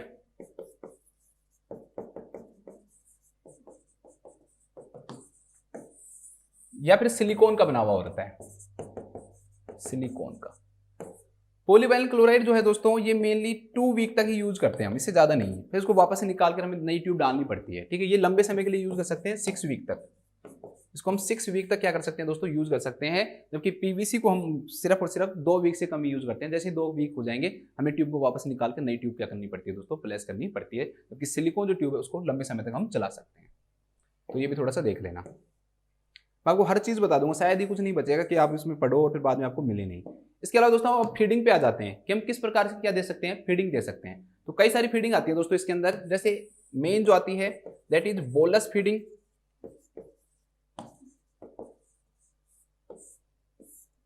इसके बाद में दोस्तों एक जो फीडिंग आती है दैट इज कंटिन्यूअस फीडिंग। एक जो फीडिंग आती है दोस्तों that is cyclic feeding. Bolus feeding को हम इंटरमिटेंट फीडिंग भी बोलते हैं, इंटरमिटेंट। बोलस फीडिंग, कोई पूछे कि आपके खुद के जो जिस प्रकार से हम खाना खाते हैं दोस्तों उस पैटर्न के ऊपर बेस्ड कौन सी फीडिंग होती है, तो वो बोलस या इंटरमिटेंट फीडिंग होती है, जिसमें हम हर 3 से 6 घंटे के बीच में, मतलब 3 घंटे भी यूज कर सकते हैं, 6 भी यूज कर सकते हैं, 4 भी यूज कर सकते हैं, 5 भी यूज कर सकते हैं। हर 3 से 6 घंटे के अंदर देंगे। और जो टाइम पीरियड जो लेंगे हम दोस्तों वो 30 to 60 मिनट्स का लेंगे। मतलब देने में हमें कितना टाइम लगेगा दोस्तों, 30 से और 60 मिनट का टाइम पीरियड लगेगा। ऐसे नहीं कि बिल्कुल इजीली आपने एकदम से पुश कर दिया कि भाई, हम क्या करते हैं, वो जो सीरीज है उसको खोलते हैं और सीरीज के जो प्लंगर को बाहर निकाल देते हैं और फिर उसमें कंटेंट को हम डालते हैं। तो ग्रेविटी के द्वारा वो कंटेंट क्या होता है दोस्तों, आगे जाता है। ठीक है, तो 3 से 6 घंटे के अंदर हम इस फीडिंग को देते हैं। और कितने मिनट का टाइम लेते हैं देने के लिए हम, मतलब ये तो टाइम हो गया कितना इंटरवल है, और ये हो गया दोस्तों कि वो देने में टाइम कितना लग रहा है। तो टाइम जो लग रहा है दोस्तों वो कितना लग रहा है आपका, 30 से 60 मिनट लग रहा है। ठीक है, इसके बाद आते हैं कंटिन्यूअस फीडिंग। कंटिन्यूअस मतलब बिल्कुल स्लो हम 24 घंटे तक फीडिंग देते रहेंगे। 24 आवर्स तक हम क्या देते रहते हैं दोस्तों, फीडिंग देते रहते हैं। इसके बाद आती है साइक्लिक फीडिंग। साइक्लिक फीडिंग क्या होती है दोस्तों, एक ऐसी फीडिंग जिसमें हम क्या तो दिन में देंगे या फिर क्या देते हैं, नाइट टाइम भी देते हैं। तो एक टाइम डिसाइड कर लेते हैं हम। ठीक है, तो उसको हम किस नाम से जानते हैं दोस्तों, हम साइक्लिक फीडिंग के नाम से जानते हैं। लगभग 8 से 16 घंटे तक ये फीडिंग देते हैं हम। ठीक है, 8 से घंटे तक से लेकर 16 घंटे तक हम ये फीडिंग दे सकते हैं, साइक्लिक फीडिंग। क्या तो दिन में या रात के अंदर एक टाइम चूज करके हम क्या देते हैं दोस्तों, साइक्लिक फीडिंग देते हैं। जैसे कंटिन्यूस फीडिंग है उसी की तरह देंगे हम, लेकिन ये टाइम कंटिन्यूस में 24 घंटे रहेगा, इसमें 8 से 16 घंटे तक रहता है, रहेगा कंटिन्यू। जैसे इसके अंदर कंटिन्यू नहीं है, एक बार दे दिया फिर दोबारा 6 घंटे बाद देंगे, फिर दे दिया फिर 6 घंटे बाद देंगे, फिर दे दिया 6 घंटे तक, मतलब 3 से 6 घंटे कुछ भी यूज कर सकते हैं। यहाँ पर रोकेंगे नहीं, कंटिन्यूस 24 घंटे चलता रहेगा। यहाँ पर क्या करेंगे, एक बार दे दिया हमने फिर रुक जाएंगे, फिर वापस से दोबारा से देंगे। ठीक है, तो क्या तो हम दिन के दौरान या रात के दौरान 8 से 16 घंटे तक देते हैं। जैसे पेशेंट के अंदर 10 घंटे दे दिया फिर दोबारा से देंगे, उसके बाद में 10 घंटे तक हमने कंटिन्यू फीडिंग चलाई, फिर रोका हमने बीच में, फिर दोबारा से कंटिन्यू 10 घंटे तक चलाई, फिर रोका, फिर 10 घंटे तक चलाई। तो इस प्रकार से फीडिंग देते हैं, वो क्या कहलाती है आपकी, साइक्लिक फीडिंग कहलाती है। एक क्वेश्चन आ जाता है दोस्तों कि रिमूवल ऑफ द ट्यूब कैसे किया जाता है और कितना टाइम पीरियड लेता है, क्या तरीका है रिमूवल ऑफ ट्यूब का। तो हम क्लाइंट को कहेंगे कि भाई इंस्ट्रक्ट द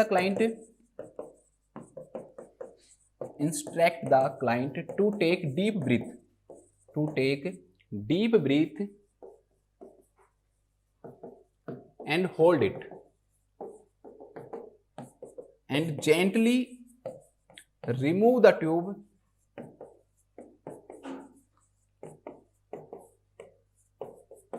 क्लाइंट को ऐसे कहेंगे भाई ये गहरी सांस ले, तेज सांस लो आप, और सांस लेने के बाद में आप उसको क्या करो, एक बार रोको और फिर उस टाइम में ट्यूब निकालूंगा। और टाइम जो ट्यूब जब निकाली जाएगी वो बिल्कुल स्लोली निकाली जाती है, आराम से निकाली जाती है, जेंटली निकाली जाती है। और जो टाइम पीरियड लिया जाता है दोस्तों वो कितना लिया जाता है, 3 से और 6 सेकंड का जो टाइम पीरियड है दोस्तों वो लिया जाता है। तो इसको भी थोड़ा सा ध्यान रख लेना। इसके बाद कुछ क्वेश्चंस और पूछ सकते हैं आपसे, जैसे कि नर्सिंग केयर ड्यूरिंग फीडिंग, कि फीडिंग के दौरान क्या क्या नर्सिंग केयर की जाती है, किस किस चीज का असेसमेंट किया जाता है। कभी भी आप क्लाइंट को फीडिंग दे रहे हो ना, तो डायरेक्टली ऐसे नहीं है आपने सीज ली और उसमें फीडिंग डालने लग गए। आपको हमेशा हर फीडिंग से पहले आपको क्या करना पड़ेगा दोस्तों, हर फीडिंग से पहले आपको प्लेसमेंट चेक करना पड़ेगा। क्या चेक करना पड़ेगा, प्लेसमेंट ऑफ द ट्यूब। किसके द्वारा, एक्सरे के द्वारा। तो मैं तो एक्सरे बताऊंगा, मोस्ट लेवल मेथड एक्सरे ही है। इसको यूज किया जाता है नहीं किया जाता वो अलग बात है, लेकिन हम एक्सरे के द्वारा ही करना चाहिए ट्यूब का प्लेसमेंट चेक। ठीक है, इसके अलावा दोस्तों हम क्या करेंगे, जो बाउल साउंड है उसे चेक करेंगे। प्लेसमेंट ठीक है, लेकिन क्लाइंट के अंदर पेरिस्टालसिस मूवमेंट ही नहीं हो रहा, तो उस कंडीशन के अंदर आप फीडिंग क्यों दोगे, उससे कोई फायदा नहीं होगा फीडिंग देने का, बल्कि इसमें रिस्क और बढ़ जाता है। ठीक है, एस्पिरेशन के रिस्क वो भी बढ़ सकते हैं। तो अब आप ये मत कहना कि ट्यूब डालने से कम हो जाता है, हाँ कम हो जाता है, लेकिन कुछ रिस्क तो रहता ही है ना। तो बाउल साउंड है दोस्तों, उसको भी हम क्या करेंगे दोस्तों, अस्कल्टेट करेंगे हर बार। इसके अलावा दोस्तों हम क्या करते हैं, रेजिडुअल वॉल्यूम चेक करते हैं।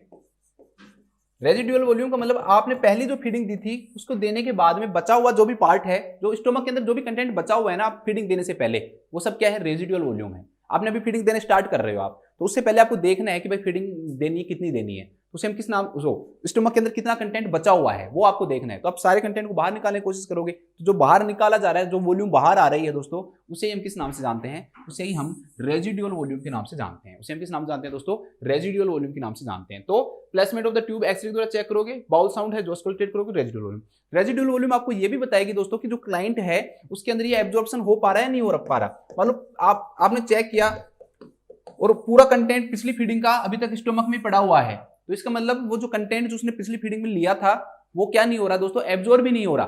तो ये जो रेजिडुअल वॉल्यूम है ये आपको किसके बारे में बताती है दोस्तों, एब्जॉर्प्शन के बारे में भी बताती है कि ये जो एब्जॉर्प्शन है दोस्तों वो हो रहा है या नहीं हो रहा। तो एब्जॉर्प्शन के बारे में भी कौन बताता है आपको, रेजिडुअल वॉल्यूम बताता है। अब थोड़ा सा रेजिडुअल वॉल्यूम को समझा देता हूं आपको मैं। यहां से आपने कंटेंट निकाला, कम से कम फीडिंग देने के लिए less than 100 ml residual volume होना चाहिए। 100 ml से कम क्या होना चाहिए दोस्तों, रेजिडुअल वॉल्यूम होना चाहिए। ऐसा नहीं है कि आपको पहले से उसके स्टोमक में 1000 ml है और आप उसको क्या करते हो, देते हो। अब आपको उस रेजिडुअल वॉल्यूम को निकालने के बाद क्या करते हैं, अरे भाई जब उसको आपने बाहर निकाल लिया ना, बाहर निकालने के बाद वापस से हम उसको मेजर करके वापस से रीइंस्टिल भी करते हैं। ठीक है, नहीं तो उसके फ्लूइड एंड इलेक्ट्रोलाइट इंबैलेंस हो जाएगा। उसके अंदर सारा कंटेंट तो हम बाहर निकाल लिया हमने, वाटर बाहर निकाल लिया, एसिड जो कंटेंट है वो बाहर निकाल लिया, जो कि डाइजेशन के लिए क्या है उसके लिए जरूरी है। तो दोस्तों जो भी कंटेंट हम निकालेंगे उसको वापस से रीइंस्टिल भी करना पड़ता है, ये ध्यान रखना। रेजिडुअल वॉल्यूम है दोस्तों अगर 100 ml से ज्यादा है, ठीक है, कम से कम 100 ml से कम होनी चाहिए। अगर ये 100 ml से ज्यादा है दोस्तों, तो उसके बाद में हम कुछ समय के लिए फीडिंग को क्या करते हैं, होल्ड करते हैं, वापस से रीइंस्टिल कर देंगे उसको। ठीक है, लेकिन फीडिंग को क्या करेंगे दोस्तों, होल्ड करेंगे। लेकिन अगर ये कंटेंट मोर देन 250 ml मोसबी के अकॉर्डिंग और 300 ml दे रखा है, देखो सोंडस के अकॉर्डिंग, सोंडस इसको 300 ml मांगती है, जबकि मोसबी से कितना मांगती है, 250 ml मांगती है। क्या आप निकाल रहे हो सीरीज से निकालते जा रहे हो और 250 ml से भी ज्यादा कंटेंट आ गया, तो दोस्तों उसके बाद आपको रीइंस्टिल करने की भी जरूरत नहीं है। ठीक है, देखो 100 ml अगर मान लो 250 ml तक आ रहा है तो आप उसको वापस से रीइंस्टिल कर दो, कोई दिक्कत नहीं है। ठीक है, लेकिन फीडिंग मत दो। आप इस चीज को समझो, मैं क्या समझाना चाह रहा हूं, एक बार दोबारा से इसको समझो। जैसे मान लो कि कोई पेशेंट है, आपके सामने 2 पेशेंट है, उस एग्जाम्पल से मैं समझाता हूं। एक पेशेंट ए है, एक पेशेंट बी है।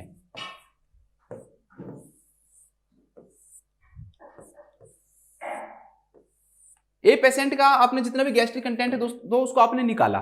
ठीक है, एक सी पेशेंट और करो, 3 पेशेंट करो, पूरा अच्छे से समझाऊंगा नॉर्मल में और क्या क्या होता है। सॉरी, ये बी है और ये सी है। आपने निकाला दोस्तों, इसका जो कंटेंट है वो आया 95 ml। इसमें क्या करोगे आप, वापस से इसको रीइंस्टिल करोगे, जो भी निकाला है उसको वापस से क्या करोगे, रीइंस्टिल करोगे। रीइंस्टिल करने के बाद फिर उसको क्या दोगे, फीडिंग भी दोगे। क्यों, क्योंकि 100 ml से कम है ये।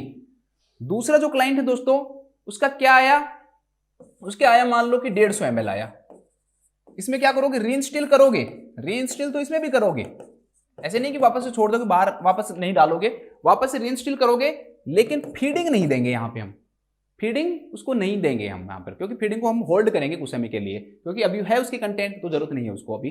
ठीक है, तीसरा जो क्लाइंट है दोस्तों, उसका जो कंटेंट निकाला वो 350 ml आ गया। 350 ml अगर इतना ज्यादा अगर कंटेंट आ जाता है दोस्तों, न तो हम इसको रीइंस्टॉल करते हैं, न उसको हम क्या करते हैं दोस्तों, फीडिंग देते हैं। तो ये चीजें ध्यान रखना आपको, मैं इस प्रकार से आप समझ गए होंगे शायद 3% लेके कि क्या कंडीशन है। इसके बाद दोस्तों पोजीशन, पोजीशन में थोड़ा सा ध्यान रखना। हाई फॉलोअर तो सबको पता है कि भाई हाई फॉलोअर पोजीशन देते हैं, लेकिन कंटिन्यूअस जो फीडिंग है ना, अगर पेशेंट कंटिन्यूअस फीडिंग मतलब उसको कंटिन्यूअसली हाई फाउलर पोजीशन में नहीं रख सकते उसको हम, तो कंटिन्यूअस फीडिंग अगर हम दे रहे हैं तो उसको हम सेमी फाउलर पोजीशन देंगे, ये थोड़ा सा ध्यान रख लेना। कंटिन्यूअस फीडिंग वाले क्लाइंट को हम कौन सी पोजीशन देते हैं दोस्तों, सेमी फाउलर पोजीशन देते हैं, और अदर अगर फीडिंग है तो हम उसको क्या दे सकते हैं, हाई फाउलर भी दे सकते हैं। जबकि सॉन्डर्स के अंदर तो ये दिख रहा है कि फीडिंग के दौरान सेमी फाउलर दो आप। इसके बाद टेम्परेचर, टेम्परेचर कुछ नहीं, फूड का जैसे हम खाते हैं रूम टेम्परेचर पे फूड होना चाहिए आपका। टेम्परेचर मतलब फूड का कितना होना चाहिए दोस्तों, जो आपका रूम टेम्परेचर है उस पे होना चाहिए। ठीक है, इसको ध्यान रख लेना। कंटिन्यूअस फीडिंग में सेमी फाउलर है, ठीक है, और अदर फीडिंग अगर कोई भी है जैसे बोलस हो गया, साइक्लिक हो गया, उसमें हाई फाउलर देंगे हम। ठीक है, इसके बाद इरिगेशन आफ्टर फीडिंग। दोस्तों आपने जैसे मान लो कि आपने फूड दे दिया तो उसके जो पार्टिकल्स हैं उस ट्यूब के अंदर अटक भी सकते हैं ना, तो उसको आपको रोकना या नहीं रोकना, वो तो वहां पे क्लोग्ड कर देंगे ट्यूब को वहां पर ऑब्स्ट्रक्ट कर देंगे, वापस से फीडिंग ही नहीं दे पाओगे आप। तो इसलिए आपको हर फीडिंग के बाद में दोस्तों इरिगेशन करते हैं। ठीक है, हर फीडिंग के बाद में क्या करते हैं दोस्तों, इरिगेशन करते हैं। कितने से, 30 से लेकर और 50 ml। ठीक है, क्या तो वाटर यूज करते हैं या फिर नॉर्मल सलाइन यूज करते हैं, ये अकॉर्डिंग टू इंस्टीट्यूशन होता है, तो दोनों याद रख लेना। 30 से 50 ml, उससे हम क्या करते हैं, एक तरह से धो रहे हैं उसको, वॉश कर रहे हैं, अंदर उसको पुश कर रहे हैं ताकि वो क्या हो जाए दोस्तों, क्लीन हो जाए। 4 घंटे क्या लिखा है मैंने, 4 घंटे मैंने ये लिखा है दोस्तों कि रेजिडुअल वॉल्यूम कितने घंटे में चेक करना चाहिए, ये भी क्वेश्चन आता है। तो रेजिडुअल वॉल्यूम जो है ना, आपको हर 4 घंटे के अंदर क्या करना है दोस्तों, चेक करना है। ठीक है, डायरेक्टली ऐसे पूछे रेजिडुअल वॉल्यूम कितने घंटे में, हर फीडिंग के पहले तो चेक करोगे, ये तो सबको ही पता है, लेकिन अगर टाइम पीरियड के अकॉर्डिंग पूछे कितने घंटे में करोगे दोस्तों, तो इसका जो आंसर होगा वो होगा आपका 4 घंटे। हर 4 घंटे में हम रेजिडुअल वॉल्यूम को क्या करते हैं, असेस करते हैं। इसके बाद लास्ट बच गया दोस्तों colour of the NG tube.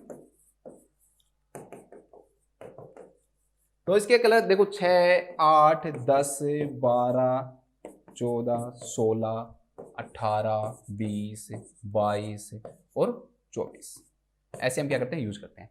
पहले वाला है दोस्तों दैट इज लाइट ग्रीन, और लास्ट वाला है दोस्तों दैट इज लाइट ब्लू। यहां पर 8वें नंबर पे आता है आपका ब्लू, फिर आता है आपका ब्लैक, फिर आता है आपका व्हाइट, फिर आपका आता है गोरी, GORY, गोरी।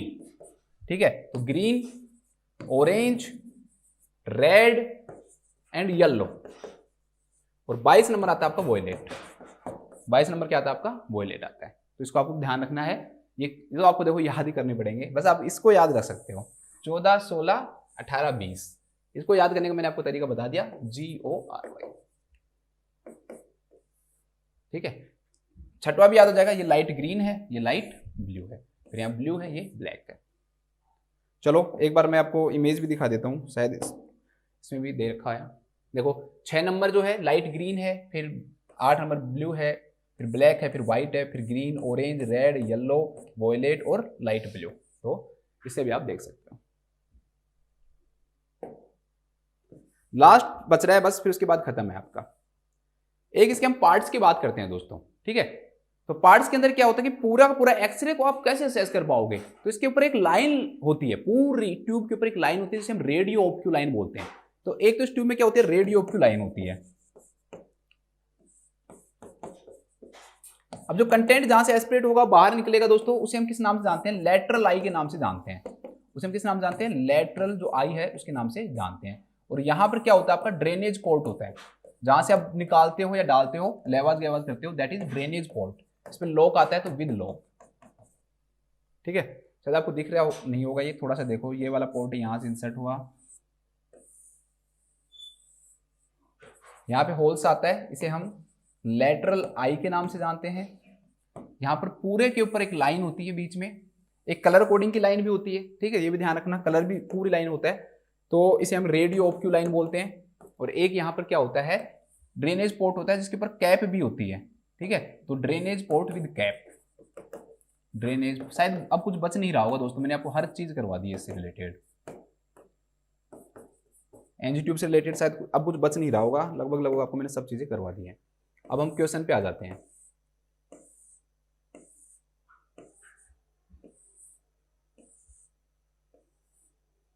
शायद इस क्वेश्चन में बहुत टाइम, लेकिन बहुत सारे क्वेश्चंस आएंगे, अगर आज की क्लास में नहीं आएंगे तो कल की क्लास में है ना, एनजी ट्यूब से रिलेटेड बहुत सारे क्वेश्चंस आएंगे दोस्तों, ये ध्यान रखना।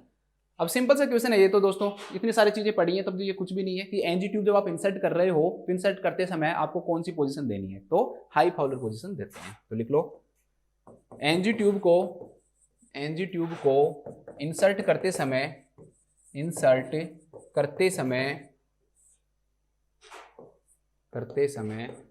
हाई फाउलर पोजीशन देते हैं, हाई फाउलर पोजीशन देते हैं।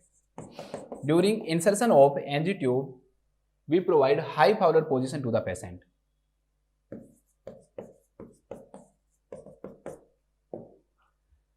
इसके बाद आते हैं नेक्स्ट क्वेश्चन पे।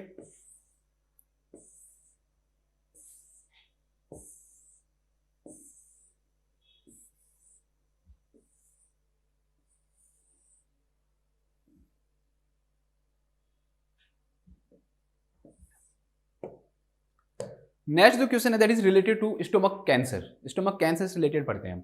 एक client with the diagnosis of, थोड़ा सा जूम कर देता हूं आपके लिए आसान हो जाएगा। क्वेश्चन क्या है, एक client with the diagnosis of cancer of the stomach, एक क्लाइंट है दोस्तों, उसको कैंसर ऑफ द स्टोमक हो रखा है, express as aversion to the meals, मना कर रहा है वो, मेरे से खाना नहीं खाया जाता, ठीक है, स्टोमक कैंसर वाला client, and it's only small amount, बस थोड़ा थोड़ा खाना वो खाता है, लेकिन वो नहीं तो क्या कर देता है, मना कर देता है। What should the nurse provide? Nurse को क्या प्रोवाइड करना चाहिए उसे? पहला है दोस्तों, जब वो खाना खाए तो बीच बीच में और चीजें दे देनी चाहिए, जैसे सुबह का खाना, शाम का खाना, दोपहर का खाना, उसके बीच बीच में आपने जैसे सुबह 6 बजे खाना दिया तो 10 बजे और दे दो, इसके बाद में आपने 2 बजे खाना दिया तो 4 बजे दे दो, फिर आप रात को 8 बजे खाना करें, तो खाने के बीच में हम क्या दें उसको, नरिशमेंट दें। दूसरा दे रखा है स्मॉल पोर्शंस मोर फ्रीक्वेंटली, मतलब स्मॉल एंड फ्रीक्वेंट डाइट दे, थोड़ी थोड़ी कई बार। Supplementary vitamins to stimulate the client's appetite, मतलब कि पेशेंट की भूख को बढ़ाने के लिए हम उसको क्या दें, वाइटामिन्स दें। Only food the client likes in small portion at meal time, मतलब उसको सिर्फ वही खाना दें जो क्लाइंट क्या करता है, पसंद करता है, और वो भी किस अमाउंट में दे, बहुत कम अमाउंट में दे, वो भी कब दे, खाने के दौरान दे, ठीक है। तो इसके बारे में बात करते हैं। सबसे पहले हम स्टोमक कैंसर की बात करते हैं।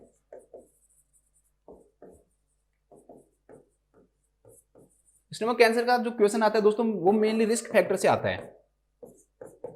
रिस्क फैक्टर में आपसे पूछता है कि कौन सा माइक्रो ऑर्गेनिज्म रेस्पॉन्सिबल है स्टोमक कैंसर के लिए, तो that is Helicobacter pylori, Helicobacter pylori. इसके अलावा अदर रिस्क फैक्टर से भी रिलेटेड क्वेश्चंस आ सकते हैं कि कौन कौन से रिस्क फैक्टर हो सकते हैं इसमें, तो एक तो ध्यान रखना सोल्टेड फिश, जो सोल्टेड जो फिश है दोस्तों वो हो सकता है। इसके अलावा प्रोसेस्ड फूड, जो भी फूड जिनको प्रोसेस करने के लिए नाइट्रेट का यूज करते हैं, ध्यान रखना ये इंपॉर्टेंट है ये, ठीक है, ऐसे मत छोड़ मत देना इसको। तो प्रोसेस्ड फूड विद नाइट्रेट, ठीक है, जिन फूड के अंदर नाइट्रेट के साथ उसको क्या किया जाता है, प्रोसेस किया जाता है, चेंज किया जाता है खाने की प्रवृत्ति को, वो खाने की नेचर को, तो उसे हम किस नाम से जानते हैं दोस्तों, प्रोसेस्ड फूड विद नाइट्रेट्स के नाम से जानते हैं, ठीक है। तो सॉल्टेड फिश है, प्रोसेस्ड फूड विद नाइट्रेट्स है। इसके अलावा स्मोकिंग है, स्मोकिंग भी इसका एक रिस्क फैक्टर है। इसके अलावा हेरिडिटरी भी हो सकता है ये, हेरिडिटरी, जिस भी क्लाइंट को हेरिडिटरी मान लो पहले से उसके पेरेंट्स में परनीशियस एनीमिया हो,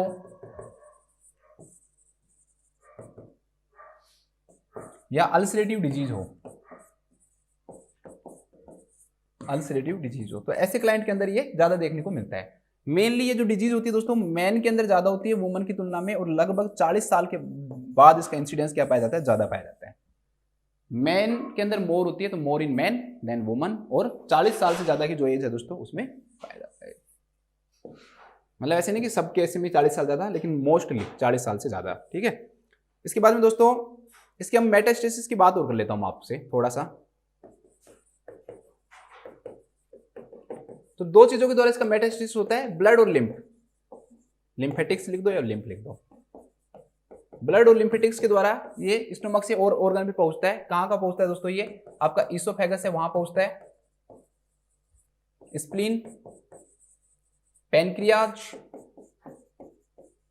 लीवर एंड बोन।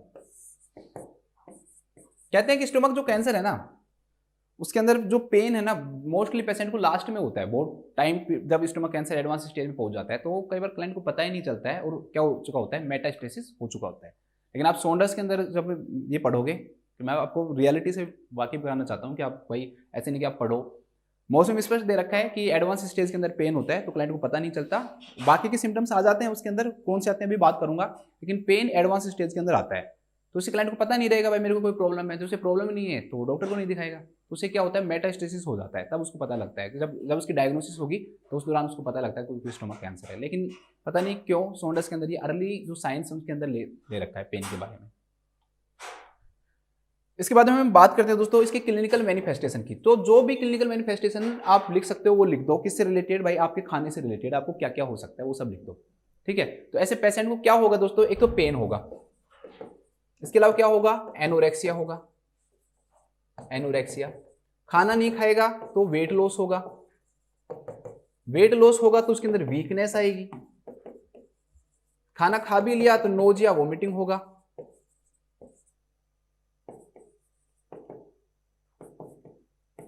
इसके अलावा फुलनेस फील होगी उसे।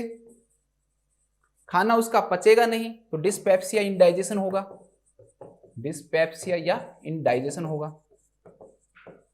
अगर लेयर स्टोमक की रेस्ट्रिक्ट होने लग गई तो इंट्रिंसिक फैक्टर है वो डैमेज होगा तो परनीशियस एनीमिया हो सकता है। तो ये सारी क्लिनिकल मैनिफेस्टेशन पेशेंट के अंदर क्या हो सकते हैं दोस्तों, दिखाई दे सकते हैं, ठीक है। इसके बाद में हम बात करते हैं इसकी सर्जिकल मैनेजमेंट। ये बहुत इंपॉर्टेंट है, क्वेश्चन अगर आता है तो इसी से रिलेटेड आता है। इसमें 3 प्रोसीजर होते हैं दोस्तों, एक होता है बिल रोथ फर्स्ट प्रोसीजर, एक होता है बिल रोथ सेकंड प्रोसीजर और एक होता है टोटल गैस्ट्रेक्टोमी, टोटल गैस्ट्रेक्टोमी। इसको हम दोस्तों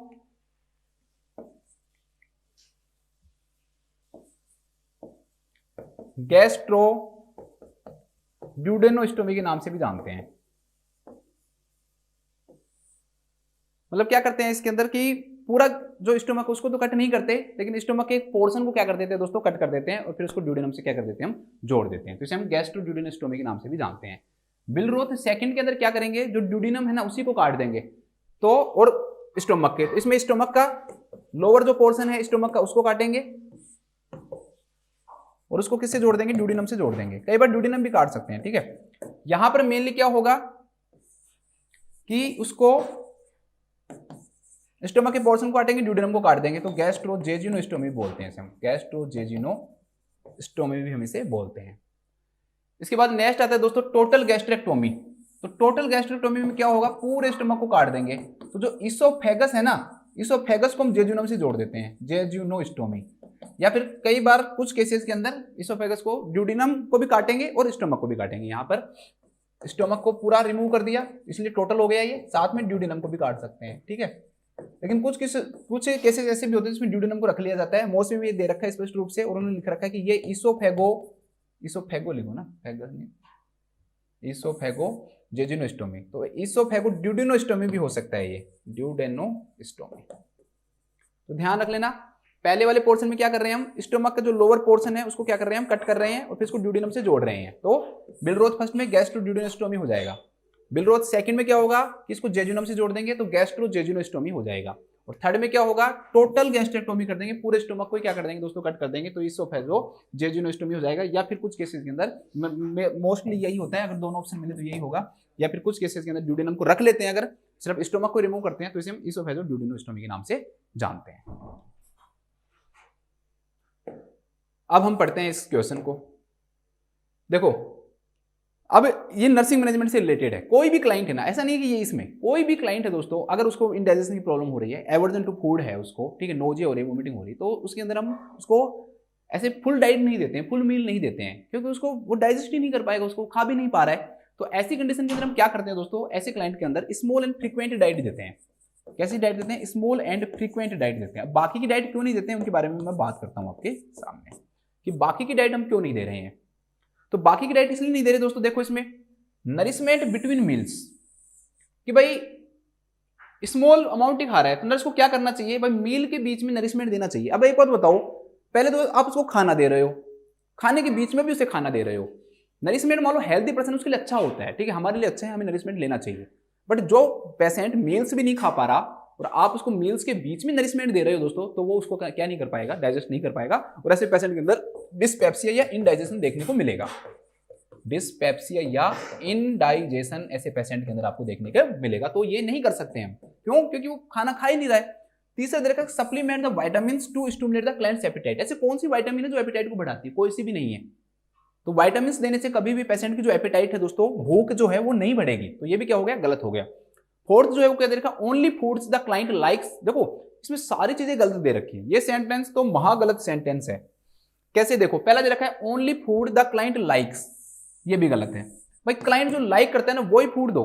हो सकता है कि जो क्लाइंट है दोस्तों वो तो ऐसे कहेगा कि मैं तो है ना सिर्फ और सिर्फ क्या खाऊंगा, मैं तो सिर्फ और सिर्फ छोले भटूरे खाऊंगा, तो उसकी जो न्यूट्रिशनल जो रिक्वायरमेंट है वो तो उससे पूरी नहीं हो सकती ना, उसको बाकी की चीजों की भी जरूरत पड़ेगी। तो हम वो चीजें नहीं दे सकते, उसको जो क्लाइंट सिर्फ लाइक करे वही चीजें दे हम उसे। हाँ अगर वो बैलेंस पोर्शन में है तो दे सकते हैं कि भाई वो बैलेंस पोर्शन में ये चीज ये चीज ये चीज वो दे सकते हैं। बट मान लो क्लाइंट डायरेक्टली एक ही चीज बताए मुझे तो ये खाना है बस, तो वो चीज हम नहीं दे सकते हैं, क्योंकि वो बैलेंस डाइट के रूप में नहीं बनेगी। चलो आपका यहां से भी आंसर नहीं निकल रहा, आगे देखो फिर क्या कह रहा है ये कि भाई खाना भी दे रहे हो उसका, और वो भी किस में दे रहे हो दोस्तों, स्मॉल पोर्शंस पे दे रहे हो। ठीक है, मतलब कब, मील टाइम पे, खाने के दौरान दे रहे हो उसको। वो कह रहा है कि मुझे ये चीजें पसंद है, वो भी उसको थोड़ी थोड़ी फॉर्म में दे रहे हो। तो उस कारण भी उस क्लाइंट की न्यूट्रिशन रिक्वायरमेंट कैसे पूरी होगी? अब वो खाना खा रहा है और आप उसको कह रहे हो आपका क्या पसंद है, ये पसंद है, ठीक है, अब उसकी जरूरत तो ज्यादा होगी उसको, और आप वो भी क्या कह रहे हो उसको भाई स्मॉल दो, और बाद में उसको और कोई भी आप उसको डाइट नहीं दे रहे हो बीच में, तो वो भी क्या है दोस्तों, गलत है। क्यों? उसकी जो न्यूट्रिशन जो रिक्वायरमेंट है वो पूरी नहीं की जा सकती इसके द्वारा। तो इसका जो राइट आंसर होगा वो क्या होगा, small and frequent diet, small portions more frequently, मतलब थोड़े थोड़े समय में हम उसको क्या देते रहते हैं दोस्तों, डाइट देते रहते हैं। तो इसका राइट जो आंसर होगा that would B small portions के अंदर देते हैं हम इसे, और मोर फ्रीक्वेंटली, कई बार देते रहते हैं। तो उससे क्या होता है दोस्तों, जो क्लाइंट है उसका जो डाइजेशन है वो थोड़ा सा बेटर हो जाता है। क्यों? क्योंकि जो स्टोमक कैंसर के कारण जो सेल्स हैं जो डाइजेस्ट नहीं कर पा रहे हैं, एक लार्ज फूड को वो डाइजेस्ट नहीं कर पाएंगे, लेकिन जो स्मॉल फूड है दोस्तों उसको क्या करती रहती है, डाइजेस्ट करती रहती है। इसलिए ऐसे क्लाइंट को हम क्या देते हैं, स्मॉल पोर्शंस के अंदर डाइट देते हैं। तो लिखो स्टोमक कैंसर के ऐसे क्लाइंट, स्टोमक कैंसर के ऐसे क्लाइंट, स्टोमक कैंसर के ऐसे क्लाइंट्स जो खाना खाने से मना करते हैं, जो खाना खाने से मना करते हैं, या एनोरेक्सिया भी लिख सकते हो आप, है ना, उसको लॉस ऑफ एपेटाइट है, भूख ही नहीं लगती उसको, ब्रैकेट में एनोरेक्सिया भी लिख लो इसको, करते हैं, उन्हें स्मॉल एंड फ्रीक्वेंट डाइट देनी चाहिए, small and frequent diet. Small and frequent diet should be provided to the patient who is having stomach cancer and having aversion to the food. Small and frequent diet देनी चाहिए। जो English medium वाले मैं बोलता हूं उसको लिख लिया करो, अगर आपको लगे कि सर इंग्लिश में लिखा हो तो आप जब मैं बोलूं उसको लिख लिया करो, हिंदी वालों के मैं लिखूंगा। इसके बाद हम देखते हैं नेक्स्ट क्वेश्चन। नेक्स्ट जो क्वेश्चन है दोस्तों that is related to paracentesis. Para का मतलब हो गया पेरिटोनियम कैविटी, और सेंटेसिस का मतलब हो गया यहाँ पे हम उसको स्मॉल इंसिजन कर रहे हैं, स्मॉल छिद्र कर रहे हैं, ओपनिंग कर रहे हैं। ए हेल्थ केयर प्रोवाइडर शेड्यूल से पैरासेंटेसिस, एक हेल्थ केयर प्रोवाइडर दोस्तों उसने पैरासेंटेसिस क्या किया है, उसका शेड्यूल किया है कि भाई इसका ये करना है मुझे। What should the nurse instruct the client do to prepare for the procedure. तो नर्स को क्या करना चाहिए इस क्लाइंट के प्रोसीजर से पहले, चलो बात करते हैं। पैरासेंटेसिस कैसा प्रोसीजर है दोस्तों, जब आपके पेरिटोनियम जो कैविटी है उसके अंदर एक्सेस फ्लूइड हो जाए तो उसे हम किस नाम से जानते हैं दोस्तों, जो उस प्रोसीजर उस फ्लूइड को बाहर निकालने, उसे एसाइटिस के नाम से जानते हैं। चलो ये भी सुन लो कि ज्यादा फ्लूइड हो जाता है तो उसे हम किस नाम से जानते हैं, एसाइटिस के नाम से जानते हैं। किसके अंदर, पेरिटोनियल कैविटी के अंदर, पेरिटोनियल कैविटी के अंदर अगर एक्सेस अमाउंट में फ्लूइड हो जाता है दोस्तों तो उसे हम किस नाम जानते हैं, पेरिटोनियल कैविटी के नाम से जानते हैं।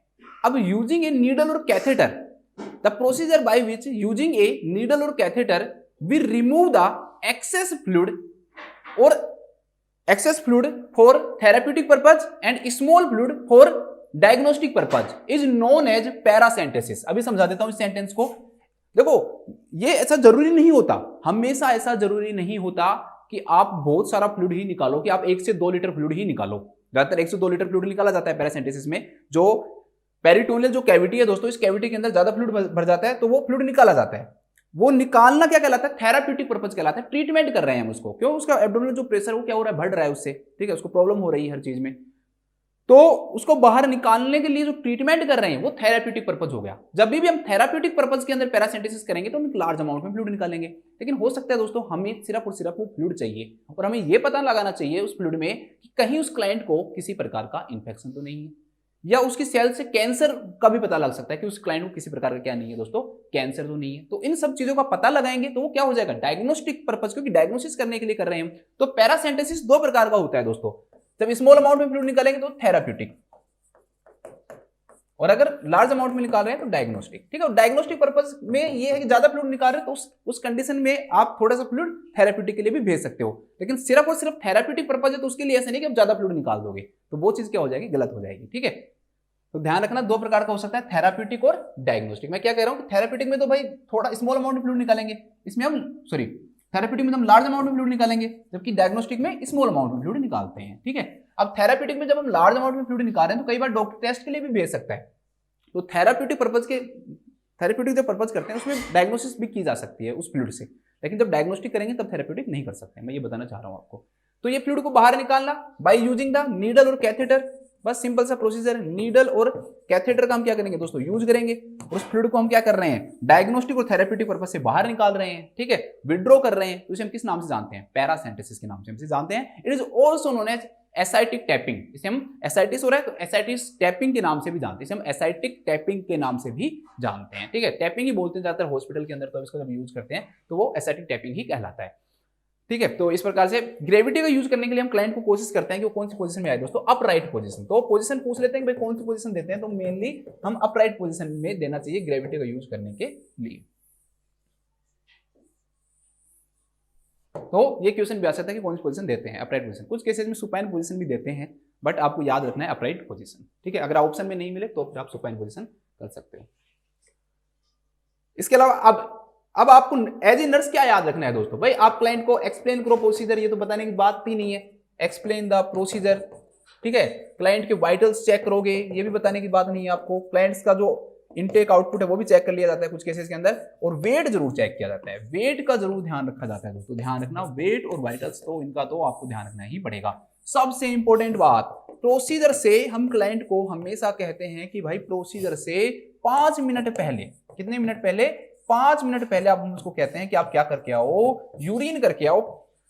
तो क्लाइंट को 5 मिनट पहले वॉइडिंग के लिए कहते हैं, क्यों? क्योंकि कई बार क्या हो जाता है दोस्तों, जो ब्लैडर है ना वो क्या हो जाता है, पंचर हो जाता है। क्या हो जाता है, ब्लैडर पंचर हो जाता है। इसलिए आफ्टर प्रोसीजर, इसलिए प्रोसीजर के बाद में हमेशा आपको क्लाइंट के अंदर क्या चेक करोगे दोस्तों, आप हीमोचूरिया चेक करोगे। क्या चेक करोगे, हीमोचूरिया, मतलब यूरिन के अंदर ब्लड। तो ऐसे क्लाइंट के अंदर प्रोसीजर के बाद में क्या चेक करोगे दोस्तों, हीमोचूरिया चेक करोगे, कहीं यूरिन के अंदर ब्लड तो नहीं आ रहा है। क्यों? क्योंकि ब्लड क्या हो सकता है, इंजर हो सकता है। इसलिए हम क्लाइंट को हमेशा प्रोसीजर से पहले क्या कहते हैं दोस्तों कि भाई आप क्या करके आओ, वॉइड करके आओ, 5 मिनट पहले आप जाके सुसु करके आओ। 30 मिनट पहले क्यों नहीं कहते, अरे भाई दोबारा से बन जाएगा यूरिन, इसलिए नहीं कहते, तो 5 मिनट पहले कहते हैं, ठीक है। तो हीमोचूरिया के लिए असेस करते हैं। इसके अलावा दोस्तों फ्लूइड निकालने के कारण जो क्लाइंट है वो हाइपोवोलेमिया में भी जा सकता है। तो आप हाइपोवोलेमिया को, फ्लूइड एंड इलेक्ट्रोलाइट इम्बैलेंस को भी क्या करोगे, मेजर करोगे। फ्लूइड एंड इलेक्ट्रोलाइट जो इम्बैलेंस है उसको भी मेजर करोगे। इसके अलावा क्लाइंट के जो वाइटल्स है दोस्तों उनको भी क्या करोगे, आप मेजर करोगे। कैसे मेजर करोगे, बात करते हैं। शुरू के 2 घंटे में हर 15 मिनट के अंदर वाइटल साइन चेक करेंगे हम, ठीक है। शुरू के स्टार्टिंग के जो 2 आवर्स होंगे उसमें हम एवरी 15 मिनट्स में चेक करेंगे, और अगले 2 घंटे में हर 30 मिनट में चेक करेंगे। तो ये भी थोड़ा सा ध्यान रख लेना कि भाई वाइटल साइन की क्या फ्रीक्वेंसी होनी चाहिए। कैसे आप वाइटल साइन चेक करोगे, तो हर 2 घंटे में, जब प्रोसीजर के बाद में हर 2 घंटे के अंदर आपको 15-15 मिनट में वाइटल साइन चेक करने पड़ेंगे। And after 2 hours you will check in between 30 minutes, 30 minute के बीच में चेक करेंगे। कई बार दोस्तों पेशेंट कहता है कि यार ये फ्लूइड है ना, जल्दी से निकाल लो आप मेरा। तो रैपिड एम्प्टिंग जो है ना वो नहीं करनी चाहिए कि आपने फास्ट फ्लूइड निकालने की कोशिश की है, एकदम से उसका fluid large bore cannula use कर लिया और आप चाहिए कि एकदम से सारा फ्लूइड बाहर निकल जाए। लार्ज फ्लूइड निकालने के कारण जो पेशेंट है ना दोस्तों, उसके अंदर एब्डोमिनल प्रेशर बढ़ जाता है। ये क्या करता है, एब्डोमिनल प्रेशर को कम कर देता है। सॉरी, बढ़ नहीं जाता, मैंने बढ़ना लिख दिया, कम करेगा ना। एब्डोमिनल प्रेशर क्या हो जाएगा, कम हो जाएगा। जब एब्डोमिनल प्रेशर कम होता है तो बॉडी जो है ना वो कंपनसेट करती है, और उसके लिए क्या करती है दोस्तों, वैसोडाइलेशन करती है। और जब वैसोडाइलेशन जब होता है ना दोस्तों, तो उसके कारण पेशेंट किस में जा सकता है, शोक में भी जा सकता है। पेशेंट शोक में जा सकता है, इसलिए तेज फ्लूइड को बाहर नहीं निकालना चाहिए, रैपिड एम्प्टिंग नहीं करनी चाहिए। तो रैपिड एम्प्टिंग को क्या किया जाता है दोस्तों, रोका जाता है। बस इतना पढ़ लो, बहुत है आपके लिए। तो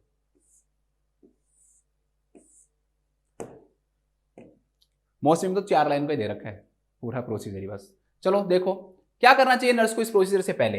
empty the bladder before the procedure. भाई ऐसे तो लिखेगा, जरूरी थोड़ी आपको वर्ड ही लिखेगा।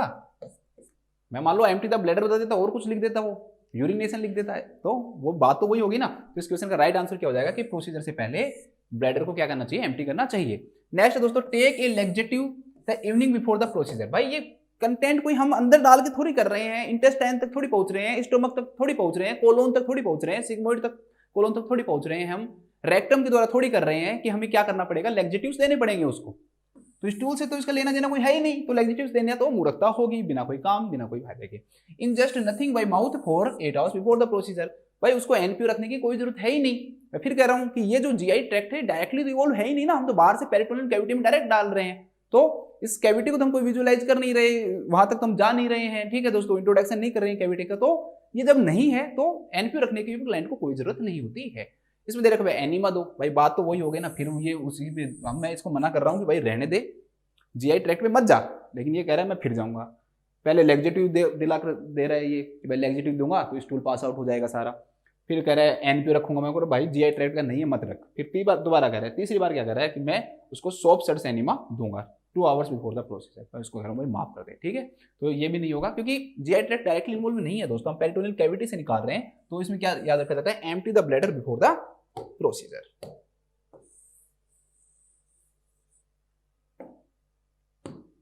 चलो नेक्स्ट,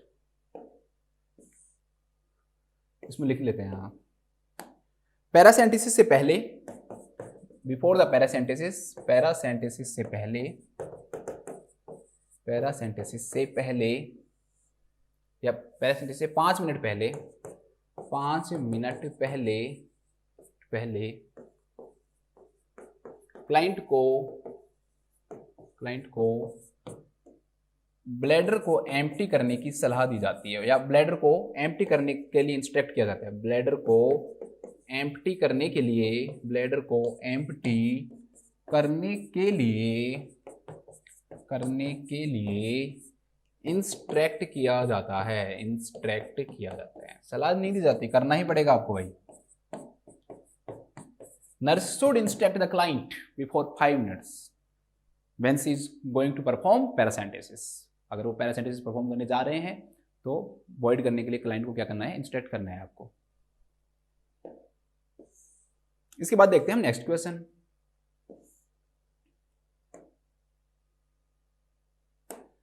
नेक्स्ट क्वेश्चन क्या है, a health care provider orders and, देखो कोई क्वेश्चन रह तो नहीं गए ना बीच में, कहीं मैंने क्वेश्चन क्यों लग रहा है, ठीक है।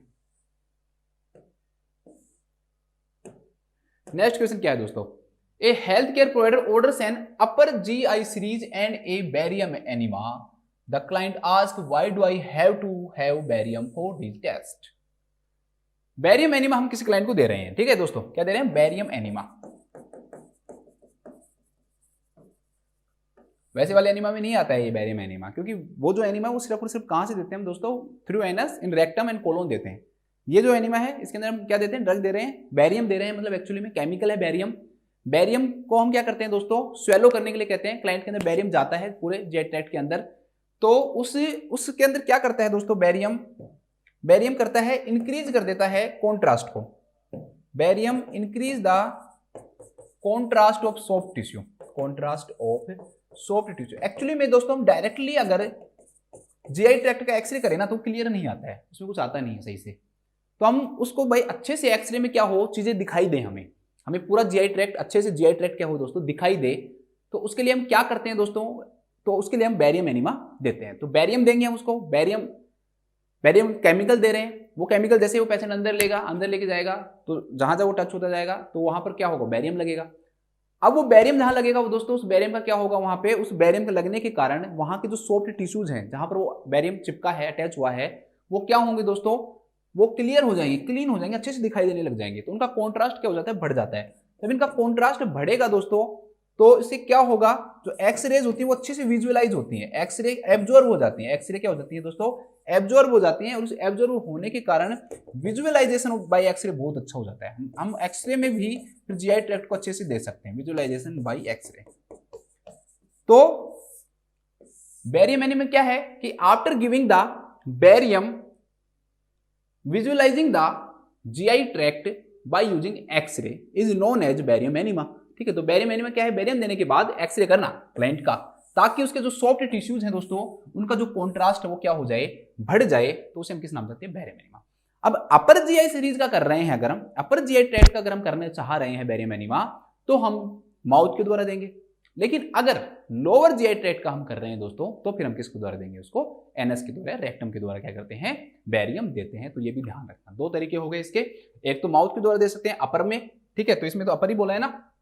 देखो barium enema client provide orders and upper GI series, देखो अपर के लिए, तो अपर के लिए माउथ से देंगे, और अगर लोअर है तो रेक्टम के द्वारा भी दे सकते हैं, ताकि विजुअलाइजेशन अच्छे से हो जाए एक्सरे का। अभी कह रहा है कि भाई ये टेस्ट हम क्यों करते हैं, तो चलो और कुछ बातें और कर लेते हैं थोड़ी बहुत, वैसे तो इतना इंपॉर्टेंट है नहीं एग्जाम के पॉइंट ऑफ व्यू से, आई थिंक मुझे लगता है ऐसा, बट नॉर्थ साइड में कुछ भरोसा नहीं होता दोस्तों, कभी क्या पूछ लें, उनको खुद को भी नहीं पता होता कहाँ से क्वेश्चन वो उठा लेते हैं। तो और चीज आपको क्या ध्यान रखनी है दोस्तों, कि ऐसे जो क्लाइंट है ना, इनको अंदर हम क्या करते हैं कि भाई एक दिन पहले एनीमा भी देते हैं, ठीक है, ये जिस दिन वो सीरीज कर रहे हैं उसकी मॉर्निंग में देंगे, फिर शाम को कर रहे हैं, तो उससे पहले कि वो ट्रैक क्या हो जाए दोस्तों, क्लीन हो जाए, तो एनीमा देंगे हम मॉर्निंग में। पहली बात ये ध्यान रखना है, जिस दिन प्रोसीजर हो रहा है उसकी मॉर्निंग में हम क्या देंगे, उसे एनीमा देंगे, सिंपल एनीमा देंगे। अब हम आपको वैसा एनीमा नहीं, बैरियम एनीमा नहीं दे रहे हम, सिंपल हम क्या दे सकते हैं उसको, एनीमा दे सकते हैं, ताकि वो क्लीन हो जाए। इसके अलावा क्लाइंट को कोशिश करते हैं दोस्तों क्या रखा जाए, एनपीओ पे रखा जाए, क्लाइंट को क्या रखा जाए दोस्तों, एनपीओ के ऊपर रखा जाए, ठीक है, बस यही चीज है। प्रोसीजर के बाद में आपको पेशेंट का स्टूल चेक करते हैं हम, किसके लिए, बैरियम के लिए, कि भाई स्टूल के अंदर बैरियम है या नहीं है।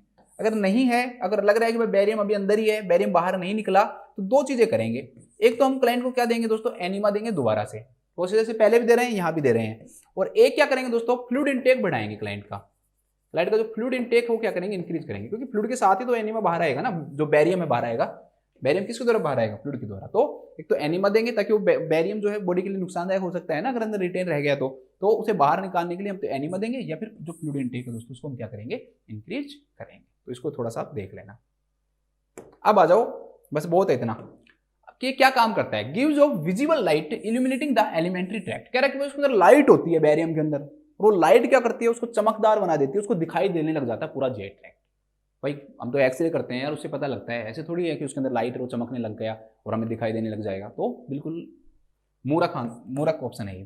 प्रोवाइड फ्लोरोसेंस, वही चमक प्रोवाइड करता है ये, फ्लोरोसेंस है, लाइटनिंग दे रहा है, जो lightning of the alimentary tract, बिल्कुल गलत है, फ्लोरोसेंस प्रोवाइड नहीं करता है, इसकी ये प्रॉपर्टी नहीं होती है फ्लोरोसेंस की, डाई नहीं है ये कह रहा है dye is the structure of the alimentary tract making them more visible, dye नहीं है, ये भी गलत है, ठीक है, कुछ बच्चे सोच रहे हैं डाई है, ये डाई नहीं है दोस्तों, ठीक है, नहीं तो इसको बैरियम डाई बोलते हैं ना। तो इसका जो राइट आंसर होगा, जो किस किस बच्चे को पता है, शाबाश, gives more contrast to soft tissues of the alimentary tract allowing absorption of the x-ray. मैंने आपको बता दिया ये कि कॉन्ट्रास्ट जो सॉफ्ट टिश्यूज के हैं दोस्तों, उनको क्या करता है, ये इंक्रीज करता है, और उन कॉन्ट्रास्ट को इंक्रीज करने के कारण जो एक्सरे है उसका एब्जॉर्प्शन बेटर होता है, और जिससे विजुअलाइजेशन भी क्या होता है, बेटर होता है। तो इसे हम किस नाम जानते हैं, बैरियम एनीमा के नाम से जानते हैं। शायद एक क्वेश्चन और है इससे रिलेटेड, तो इसको लिख लो पहले, लिख लो इसको पहले, लिखो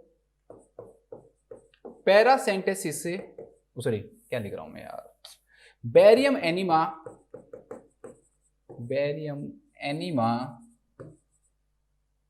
सॉफ्ट टिश्यू के कॉन्ट्रास्ट को, सॉफ्ट टिश्यूज के कॉन्ट्रास्ट को इंक्रीज करता है, सॉफ्ट टिश्यूज के कॉन्ट्रास्ट को इंक्रीज करता है, जिससे कि जिससे कि एक्स रेज का एब्जॉर्प्शन अच्छा होता है, एक्सरेज का एब्जॉर्प्शन अच्छा होता है तथा विजुअलाइजेशन को इंक्रीज करता है, विजुअलाइजेशन बाई एक्सरे को इंक्रीज करता है, तो लिख सकते हो कि barium enema increase the contrast of the soft tissues that helps in the absorption of the x-rays and visualization by x-ray. ठीक है, इसके बाद हम नेक्स्ट क्वेश्चन पढ़ते हैं। नेक्स्ट जो क्वेश्चन है दोस्तों किससे रिलेटेड है कि एक client is scheduled for a sigmoidoscopy. एक क्लाइंट का हम क्या कर रहे हैं दोस्तों, सिग्मोइडोस्कोपी कर रहे हैं। Boat instruction should the nurse provide the client in preparation for the diagnostic procedure. कि जो डायग्नोस्टिक जो प्रोसीजर है ना दोस्तों, इसके अंदर आप क्या करोगे क्लाइंट के अंदर। ठीक है, तो सिग्मोइडोस्कोपी में भी हम ऐसा ही करेंगे दोस्तों। सिग्मोइडोस्कोपी में हम क्या करेंगे, क्लाइंट को जो वहां बैरियम एनीमा करें वैसा कुछ करना पड़ेगा। चलो बात करते हैं, पहले हम बात करते हैं कि सिग्मोइडोस्कोपी है क्या। तो सिग्मोइडोस्कोपी में एक्चुअली में एक एंडोस्कोपी है। अब एंडोस्कोपी क्या है, एंडोस्कोपी के अंदर हम यूज करते हैं दोस्तों एंडोस्कोप। क्या यूज करते हैं, एंडोस्कोप। एंडोस्कोप है क्या, एंडोस्कोप एक होलो ट्यूब है। एंडोस्कोप क्या है, एक होलो ट्यूब है। होलो ट्यूब का मतलब क्या हो गया दोस्तों, भरी हुई ट्यूब नहीं है, खाली ट्यूब अंदर से, बस उसमें कुछ नहीं होता। मेन क्या चीज होती है वो बताता हूं मैं आपको। एंडोस्कोप एक कैमरे लाइक स्ट्रक्चर है, होलो ट्यूब है, जिसका लोअर जो एंड होता है दोस्तों, उसके ऊपर लाइट लगी हुई रहती है और कैमरा होता है। लाइट और क्या होता है दोस्तों, कैमरा होता है। तो अब हम उसको ट्यूब को क्या करते हैं, डालेंगे एंडोस्कोप के अंदर डालेंगे, तो लाइट भी जाएगी, तो उससे क्या होगा, जो भी एरिया है दोस्तों वो विजुअलाइज हो जाएगा, दिखने लग जाएगा। और साथ में वो कैमरा होगा, तो वो बाहर हमें स्क्रीन पे दिखाता रहेगा। वो कैमरा होगा, वो बाहर स्क्रीन पे दिखाता रहेगा कि भाई क्या क्या चीजें हो रही हैं अंदर, स्टोमक के अंदर देखना है, मान लो अंदर डाल दो तो उसे पता लग जाएगा। ठीक है, तो इसे हम किस नाम से जानते हैं दोस्तों, एंडोस्कोपी के नाम से जानते हैं। तो एंडोस्कोप का यूज करके एक होलो ट्यूब लाइक स्ट्रक्चर है, फ्लेक्सिबल होता है वो, ऐसा नहीं कि हार्ड रहेगा ऐसे गया कि भाई इसोफेगस को पार ही कर दिया और फेफड़ों तक पहुंच गया, ऐसा नहीं होता है। फ्लेक्सिबल ट्यूब होती है वो डायरेक्टली। ठीक है, तो एंडोस्कोप होलो ट्यूब होती है, लोअर एंड पे लाइट और कैमरा उसके क्या होते हैं दोस्तों, लगे हुए रहते हैं। अब कई प्रकार का एंडोस्कोपी हो सकती है, जैसे कि आपकी इसोफेजोस्कोपी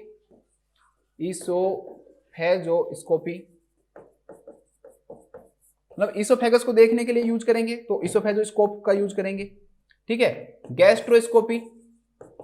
गैस्ट्रोस्कोपी तो स्टोमक का विजुअलाइजेशन कर रहे हैं अगर हम एंडोस्कोप के द्वारा, तो गैस्ट्रोस्कोपी कहलाएगा। इसके अलावा आपका कोलोनोस्कोपी जो स्कोपी है वो हो सकता है, या फिर आपका सिग्मोइडोस्कोपी है वो हो सकता है। सिग्मोइड कोलोन को देखने के लिए, लार्ज इंटेस्टाइन को पूरी को देखने के लिए सिर्फ सिग्मोइड कोलोन देखना है तो सिग्मोइडोस्कोपी हो जाएगा। और अगर आपको रेक्टम को देखना है दोस्तों, दैट इज प्रोक्टोस्कोपी। उसके लिए हम क्या करेंगे दोस्तों, प्रोक्टोस्कोपी का यूज करेंगे। तो कई प्रकार के जो एंडोस्कोप उनको यूज किया जा सकता है। अब इन एंडोस्कोप में भी वही ध्यान रखना पड़ता है। एक तो जो क्लाइंट है दोस्तों, उसको हम क्या देते हैं, मॉर्निंग में एनीमा देते हैं, कई बार नाइट के अंदर भी दे देते हैं। इंडिया में तो ज्यादातर नाइट की प्रैक्टिस करते हैं, बट इस क्वेश्चन में मॉर्निंग दे रखा है। तो जो जिस दिन प्रोसीजर होने वाला है उसकी मॉर्निंग में हम क्या देंगे दोस्तों, उसको एनीमा देंगे। ठीक है, ये ध्यान रखना।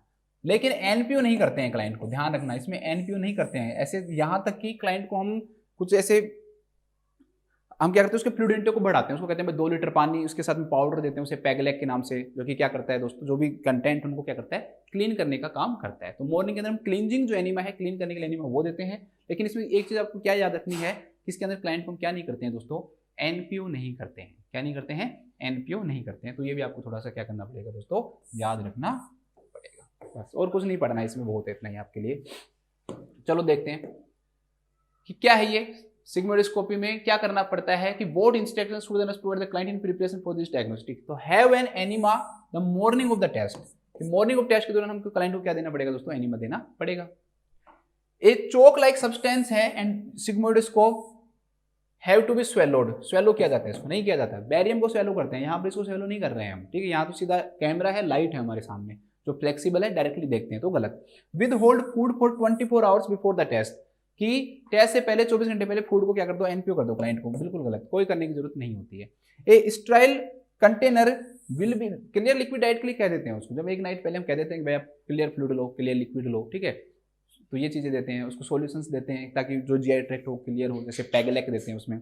ए sterile container will be provided for the collection of stool specimen, stool specimen लिया जाएगा, तो इसमें जो स्टूल स्पेसिमेन है दोस्तों वो नहीं लिया जाता है, ठीक है, तो इसका राइट आंसर हो जाएगा that would be have an enema in the morning of the test.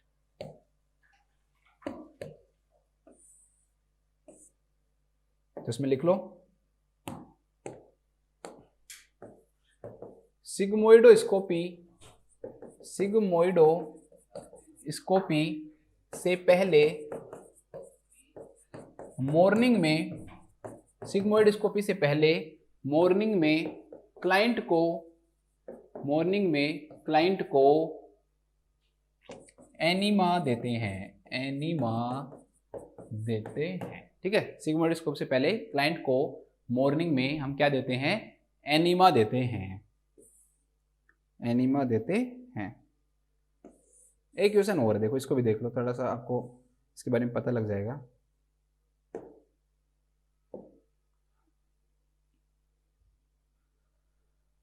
A health care provider orders a sigmoidoscopy for one client and barium enema for another client, ठीक है, बस दो क्लाइंट आपके सामने, एक patient का सिग्मोइडोस्कोपी करना है और एक क्लाइंट का क्या करना है, barium enema. What is the nursing responsibility common, कि दोनों में से कौन सी चीज कॉमन है दोस्तों जो आप क्या करोगे, इन दोनों क्लाइंट को दोगे।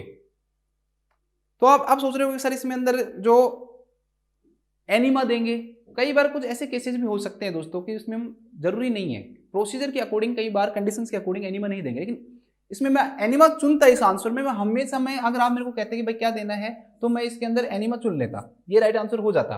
लेकिन एक जो ऑप्शन है ना वो इससे भी बेटर ऑप्शन है जो कि जरूरी है ही करना, ensuring the understanding of the procedure, कि क्लाइंट को दोस्तों प्रोसीजर एक्सप्लेन करना है ना, ये हमारी फर्स्ट प्रायोरिटी होगी इस क्वेश्चन में। एनीमा देते हैं मैं मानता हूं, लेकिन उसमें दे रखा है कि भाई कुछ ऐसे केसेस हो सकते हैं, जब आप रैशनल पढ़ोगे तो उसमें जरूरी नहीं है कि कुछ केसेस में क्या हो सकता है, चेंज हो सकता है वो केसेस टू केसेस, लेकिन एक्सप्लेन द प्रोसीजर करना नर्स की प्रायोरिटी है ये, कि आपको दोनों प्रोसीजर के अंदर, जबकि कोई भी प्रोसीजर हो दोस्तों, उसमें आपको प्रोसीजर को एक्सप्लेन करना क्लाइंट को क्या है, जरूरी है, तो ये चीज क्या रहेगी, कॉमन रहेगी। इसमें देखा with holding food for several hours, ये तो मैंने आपको पढ़ाया ही है कि सिग्मोइडोस्कोपी के अंदर हम क्या नहीं रखते हैं, क्लाइंट को एनपीओ नहीं रखते हैं, तो ये चीज क्या है, गलत है ये, ठीक है। गिविंग कास्टर ऑयल तो बिल्कुल नहीं देते हैं, इसको देने का कोई फायदा नहीं होता। सॉफ्ट सेट्स एनीमा है वो दे सकते हैं, क्लींजिंग जो एनीमा मेनली वो प्रोवाइड किया जाता है इसके अंदर, ठीक है। तो इसका जो राइट आंसर होगा दोस्तों दैट वुड बी फोर्थ, कि दोनों में प्रोसीजर में हम एक्सप्लेन करना क्या होता है दोस्तों, जरूरी होता है, बस ये ध्यान रख लेना आप। तो इसमें लिख लो बैरियम एनीमा एंड सिग्मोइडोस्कोपी दोनों प्रोसीजर में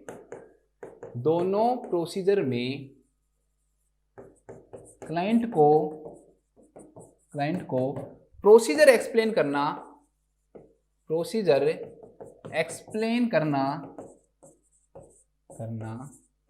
कॉमन नर्सिंग रेस्पॉन्सिबिलिटी है, मतलब दोनों में है, ये कॉमन नर्सिंग रेस्पॉन्सिबिलिटी है,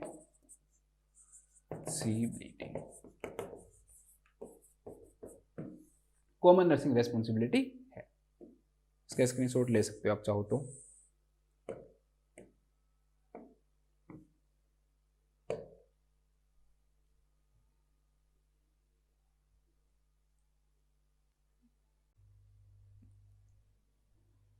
इसमें एक चीज और लिख लेना, कई बार पूछ लेते हैं कि सिग्मोइडोस्कोपी और जो प्रोक्टोस्कोपी है उसमें कौन सी पोजीशन देते हैं, और कोलोनोस्कोपी में कौन सी पोजीशन देते हैं। तो इसके अंदर याद रखना नी चेस्ट पोजीशन, इधर आएगी लेफ्ट लैटरल पोजीशन। अगर लेफ्ट लैटरल नहीं मिले तो फिर क्या लिखोगे आप, फिर सिम्स पोजीशन लिखना पड़ेगा, ठीक है। लेफ्ट लैटरल नहीं मिलेगा तो फिर सिम्स पोजीशन लिखेंगे। इसके बाद हम बात करते हैं नेक्स्ट क्वेश्चन की, बहुत इंपॉर्टेंट क्वेश्चन है ये, आज की क्लास का हमारा लास्ट क्वेश्चन है, काफी सारे इंपॉर्टेंट टॉपिक आज की क्लास में हमने पढ़े हैं। A high cleansing enema is ordered for a client, what is the maximum height at which the container of the fluid should be held by the nurse when administering enema. हम cleansing enema को use कर रहे हैं दोस्तों, high cleansing enema का। और तो container जो रखेंगे हम हाइट पे एनीमा देने के लिए, वो कितनी हाइट पे होना चाहिए, ये क्वेश्चन पूछ रहा है। वो 30 सेंटीमीटर, 37, 51 और 66, 30, 37, 51 एंड 66 सेंटीमीटर। चलो बात करते हैं एक बार। एनीमा क्या है दोस्तों? तो एनीमा इज द एडमिनिस्ट्रेशन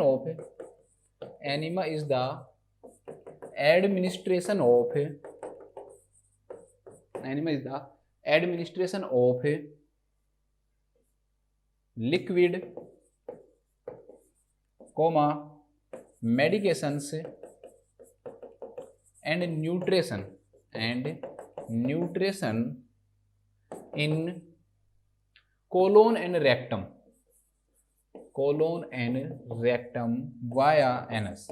मतलब एनएस के थ्रू हम डालते हैं एनीमा को और कहाँ पहुंचाते हैं? रेक्टम में, रेक्टस लिख देंगे सॉरी, रेक्टम में और कोलोन के अंदर पहुंचाते हैं, जिसके द्वारा हम लिक्विड मेडिकेशन और जो न्यूट्रिशन है दोस्तों उनको देते हैं। तो उसे हम किस नाम से जानते हैं? एनीमा के नाम से जानते हैं। तो तीन पर्पस तो यहाँ पे आ गए भाई, लिक्विड देने तो कोई लिक्विड काम आते होंगे, वो मेडिकेशन है और न्यूट्रिशन है। तो तीन तो इसके यही क्या हो गए दोस्तों? पर्पस हो गए।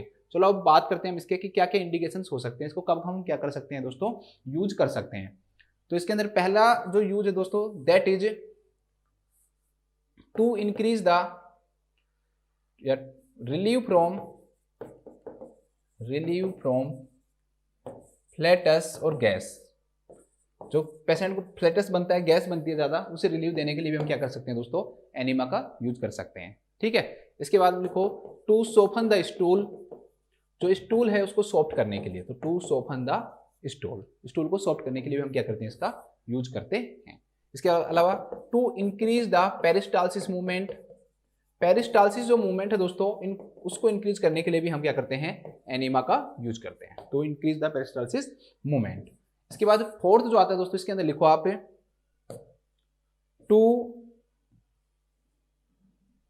लिखो ट्रीटमेंट ऑफ वर्म्स इन्फेस्टेशन। जो हमारे इंटेस्टाइन के अंदर दोस्तों कीड़े पड़ जाते हैं, ऐसे बोलते हैं ना, पेट में कीड़े पड़ गए, तो वर्म्स के ट्रीटमेंट के लिए भी हम क्या करते हैं? इसका यूज करते हैं। वर्म्स इन्फेस्टेशन के लिए भी हम इसका क्या करते हैं दोस्तों? यूज करते हैं। तो treatment of the worms infestation. इसके अलावा लिखो to treat the inflammation and control और चेक द ब्लीडिंग। मतलब ब्लीडिंग को कंट्रोल करने के लिए या रोकने के लिए, और चेक ब्लीडिंग, इसके लिए भी हम इसका क्या करते हैं? यूज करते हैं। इसके अलावा लिखो टू ट्रीट द फीवर के ट्रीटमेंट के लिए भी हम क्या करते हैं दोस्तों? यूज करते हैं। इसके बाद लिखो नेक्स्ट ऐसे लिखो used as a sedative, stimulant and anaesthetic. इसके रूप में भी क्या करते हैं हम? एनेस्थेटिक के रूप में, सिडेटिव के रूप में या स्टिमुलेंट के रूप में भी हम क्या करते हैं? इसका यूज करते हैं। ठीक है, तो used as a sedative, stimulant and anaesthetic. इसके बाद नेक्स्ट लिखो टू प्रोवाइड न्यूट्रिशन। हम न्यूट्रिशन देने के लिए भी इसका यूज कर सकते हैं। तो टू प्रोवाइड न्यूट्रिशन, तो न्यूट्रिशन देने के लिए हम इसका क्या करते हैं दोस्तों? यूज करते हैं। नेक्स्ट लिखो to make the mucosa soften. जो इंटेस्टाइनल जो म्यूकोसा है दोस्तों, उसको सॉफ्ट बनाने के लिए भी हम क्या करते हैं, या स्मूथ बनाने के लिए, लो म्यूकोसा स्मूथ, हम इसका क्या करते हैं? यूज करते हैं। ठीक है, तो ये इसके कुछ पर्पज हो गए। अभी मैं आपको जब क्लासिफिकेशन पढ़ाऊंगा तब एक एक करके बताऊंगा कि एनीमा कैसे यूज होते हैं इनमें, है ना, थोड़ी हम बात करेंगे आगे। इसके बाद हम बात करते हैं कॉन्ट्राइंडिकेशंस की। तो ज्यादा कॉन्ट्राइंडिकेशंस तो अभी मत याद रखो। एक तो आपको अपेंडिसाइटिस याद रखना है, एक तो एनीमा हम अपेंडिसाइटिस में यूज नहीं करते, एक दोस्तों रेक्टल एंड कोलोन की सर्जरी है तभी में हम यूज नहीं करते, कोलोन सर्जरी, तभी भी हम एनीमा का यूज नहीं करते। कम से कम ये दो तो याद ही रखना। इसके बाद बात करते हैं दोस्तों कि पोजीशन कौन सी देते हैं। तो पोजीशन इसके अंदर देते हैं हम सिम्स पोजीशन देते हैं। और अगर सिम्स ऑप्शन में नहीं आता तो क्या करोगे? लेफ्ट लेटरल, लेफ्ट लाइंग भी पोजीशन लिखा हुआ है, लेटरल की जगह लेफ्ट लाइंग पोजीशन ऐसे भी लिखा हुआ सकता है। इसके बाद नेक्स्ट दोस्तों इसके क्लासिफिकेशन की बात। तो कितनी देर तक दोस्तों एब्जॉर्ब नहीं होता, कितनी देर तक उसके अंदर रहता है, उसके आधार पर हम इसे दो भागों में बांटते हैं। ठीक है, कोलोन और रेक्टम में। तो हम दो भागों में बांटते हैं। एक होता है दोस्तों इवाक्वेंट और एक होता है दोस्तों आपका retained. Evacuant and retained enema. Evacuant जो एनिमा है दोस्तों, उसमें लगभग ये सिर्फ 5 से और 10 मिनट के लिए ही रहता है, अगर हम ऑयल एनिमा को छोड़ दें तो उसके अलावा सारे। और रिटेन्ड जो एनिमा है दोस्तों, इसका जो टाइम पीरियड है लगभग ये लंबे समय में एब्जॉर्ब हो पाता है या बाहर, तो 2 से 3 मिनट लिख लिया, हावर 2 से 3 आवर, 2 से 3 घंटे के अंदर, 2 से 3 घंटे तक रहता है। तो इसे हम किस नाम जानते हैं? रिटेन्ड एनिमा के नाम से हम इसे जानते हैं। अब देखो इवाक्वेंट एनिमा, इवाक्वेंट जो एनिमा है उसका अगर हम आगे क्लासिफिकेशन पढ़ें तो इसे 3 भागों में बांटते हैं। एक सिंपल एनिमा, सिंपल एनिमा, एक होता है दोस्तों आपका मेडिकेटेड एनिमा, मेडिकेटेड एनिमा, और एक होता है आपका कोल्ड एनिमा, कोल्ड एनिमा। तो सिंपल एनिमा में बिल्कुल क्लीन व्लीन करने, क्लींजिंग के लिए हम यूज करते हैं इसको। इसमें कुछ नहीं, जैसे सोप वाटर का यूज कर लो आप, इसके अलावा normal saline plus water use, sorry sodium chloride NaCl plus water का यूज कर सकते हो। तो उसे हम किस नाम जानते हैं? सिंपल एनिमा के नाम से जानते हैं। कोल्ड एनिमा क्यों यूज करते हैं दोस्तों? टेम्परेचर के लिए। कोल्ड एनिमा का यूज कर किसके लिए करते हैं हम? टेम्परेचर। तो टेम्परेचर को कम करने के लिए, मतलब फीवर को कम करने के लिए, फीवर के ट्रीटमेंट में हम इसका क्या करते हैं दोस्तों? यूज करते हैं। किसका? आपके कोल्ड एनिमा का। इसके बाद आता है दोस्तों आपका मेडिकेटेड एनिमा। मेडिकेटेड जो एनिमा होते हैं वो मतलब मेडिकेशंस के पर्पज से दिए जाते हैं ये। तो कई सारे मेडिकेशंस किसके क्या हो सकते हैं? पर्पज हो सकते हैं। पहला इसके अंदर आता है carminative enema, carminative enema, carminative enema. Carminative enema मतलब क्या हो गया दोस्तों? तो आपको पास एक है कार, और ये कार का है साइलेंसर, और इस साइलेंसर से निकल रही है गैस। तो दोस्तों कार्मिनेटिव एनिमा का यूज किया जाता है फ्लैटस के ट्रीटमेंट के लिए। गैस फॉर्मेशन जो होती है उसके ट्रीटमेंट के लिए हम कौन से एनिमा का यूज करते हैं? कार्मिनेटिव एनिमा का क्या करते हैं? हम यूज करते हैं। इसके बाद सेकंड है दोस्तों ऑयल एनिमा। तो ऑयल एनिमा को तो आपको बताने की जरूरत है नहीं कि ऑयल जो एनिमा है दोस्तों, ये सॉफ्ट करता है स्टूल को। तो सोफन द स्टूल, स्टूल को सॉफ्ट करने के लिए कॉन्स्टिपेशन के अंदर हम इसका क्या करते हैं दोस्तों? और यार क्या लिख दिया? सोफन द स्टूल करने के लिए हम इसका क्या करते हैं? यूज करते हैं ऑयल एनिमा का। ठीक है, 2 हो गए, कार्बोनेटिव और ऑयल। इसके बाद नेक्स्ट आता है दोस्तों आपका परगेटिव एनिमा। परगेटिव एनिमा ऐसा एनिमा होता है दोस्तों जो इंक्रीज करता है किसको? पेरिस्टालसिस मूवमेंट को। P फॉर परगेटिव और P फॉर पेरिस्टालसिस। तो पेरिस्टालसिस मूवमेंट को क्या करता है दोस्तों? ये इंक्रीज करता है। तो पेरिस्टालसिस मूवमेंट को इंक्रीज करने वाले एनिमा क्या कहलाते हैं? आपके परगेटिव एनिमा कहलाते हैं। इसके बाद नेक्स्ट जो एनिमा आता है दोस्तों आपका anti helminthic enema. Anti helminthic enema क्या होते हैं ये? अभी पढ़ा था ना हम कि कीड़े पड़ जाते हैं उसमें यूज करते हैं। तो वॉर्म्स के अंदर ट्रीटमेंट में क्या करते हैं? ये यूज करते हैं। जो वॉर्म्स हैं वो अगर इंटेस्टाइन डेवलप हो जाए तो उनके लिए हम क्या करते हैं दोस्तों? ये यूज करते हैं। इसके बाद में हम बात करें लास्ट एस्ट्रिंजेंट एनिमा। तो एस्ट्रिंजेंट जो एनिमा होते हैं दोस्तों, ये 2 काम करते हैं। एक तो इन्फ्लामेशन को कम करते हैं, डिक्रीज द इन्फ्लामेशन, और एक दोस्तों ये ब्लीडिंग को भी कम करने में हेल्प करते हैं। ब्लीडिंग को रोकने में, कंट्रोल करने में भी क्या करते हैं? यूज करते हैं हम। ठीक है, कंट्रोल करने में या चेक मतलब रोकने में इनका क्या करते हैं? हम यूज करते हैं। इसके बाद में नेक्स्ट जो आता है दोस्तों second one, that is retained enema. Evacuant enema के बाद सेकंड आता है आपका रिटेन्ड एनिमा। तो रिटेन्ड जो एनिमा होता है उसमें आते हैं आपके स्टिमुलेंट एनिमा। स्टिमुलेंट एनिमा मतलब कि क्लाइंट को स्टिमुलेट करना है आपको। तो जो शॉक के अंदर क्लाइंट है उसको आपको स्टिमुलेट करना हो तो उसके लिए हम क्या यूज करते हैं? स्टिमुलेंट एनिमा का क्या करते हैं? यूज करते हैं। इसके बाद में नेक्स्ट जो आता है दोस्तों that is emollient enema. Emollient enema, emollient enema को यूज हम किस लिए करते हैं दोस्तों? तो जो इंटेस्टाइनल जो म्यूकोसा है उसको स्मूथ बनाने के लिए। ठीक है, ये स्मूथ करता है उसको, स्मूथ द म्यूकोसा। तो उसके लिए हम कौन सा यूज करते हैं? इमोलिएंट एनिमा यूज करते हैं। स्टूल को सॉफ्ट नहीं करता है ये, सिर्फ उसको सॉफ्ट करता है ना। तो स्टिमुलेंट एनिमा शॉक के लिए। इसके बाद में आता है दोस्तों आपका नेक्स्ट सीडेटिव एनिमा। तो अगर कोई क्लाइंट है मान लो इंसोम्निया का है, उसको आपको स्लीप देनी है, नींद देनी है, तो उसके अंदर आप कैसे एनिमा यूज करोगे? आप सीडेटिव एनिमा क्या कर सकते हो? यूज कर सकते हो। इसके बाद है दोस्तों न्यूट्रेटिव एनिमा। अब ये बताने की जरूरत तो है नहीं कि न्यूट्रेटिव एनिमा क्यों दे रहे हैं। तो न्यूट्रिशन देने के लिए जो एनिमा यूज करेंगे दोस्तों दैट इज न्यूट्रेटिव एनिमा। वो क्या कहलाएगा? आपका न्यूट्रेटिव एनिमा कहलाएगा। और लास्ट जो है आपका that is anaesthetic enema. Anaesthetic enema. तो एनेस्थेटिक एजेंट है एनेस्थीसिया के इफेक्ट के लिए, तो ये ज़्यादा बड़ा इफेक्ट हो गया, सीडेटिव थोड़ा कम इफेक्ट है। ऐसे नहीं कि आप एनेस्थीसिया और सीडेशन को एकदम सेम नहीं बता सकते हो आप, ठीक है। तो एनेस्थीसिया देने के लिए जो यूज करते हैं that is anaesthetic agent use करते हैं हम एनेस्थेटिक एनीमा में, ठीक है। एनीमा लिख लो यहाँ पे।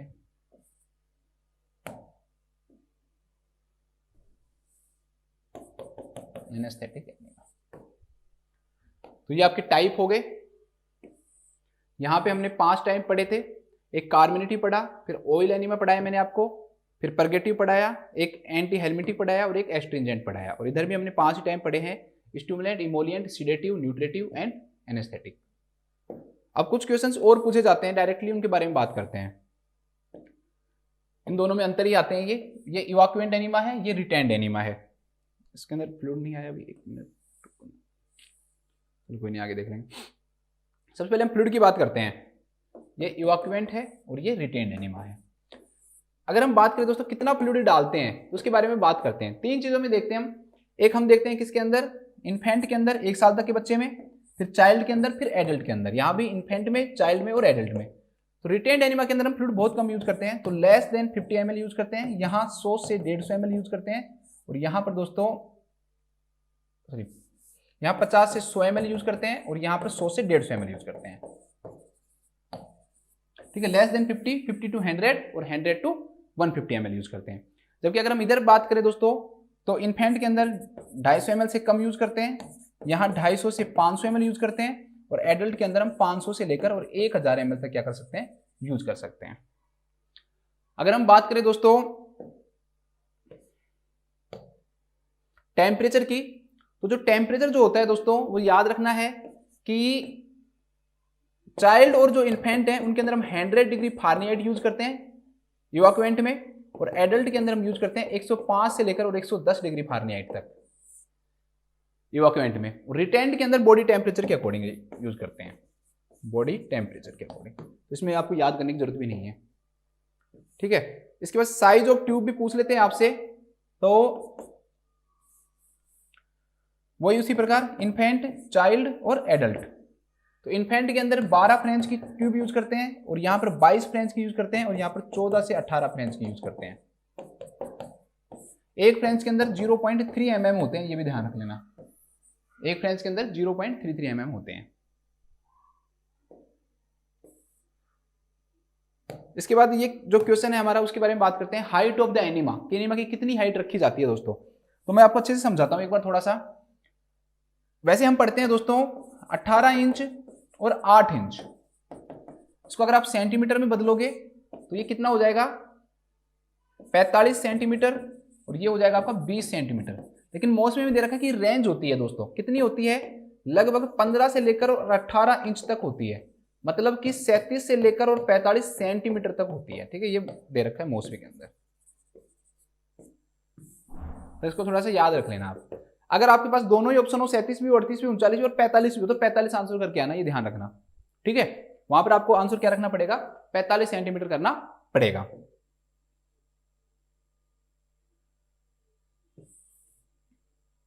इसके बाद टाइम ड्यूरेशन की अगर हम बात करें तो मैंने टाइम ड्यूरेशन आपको पढ़ा दिया।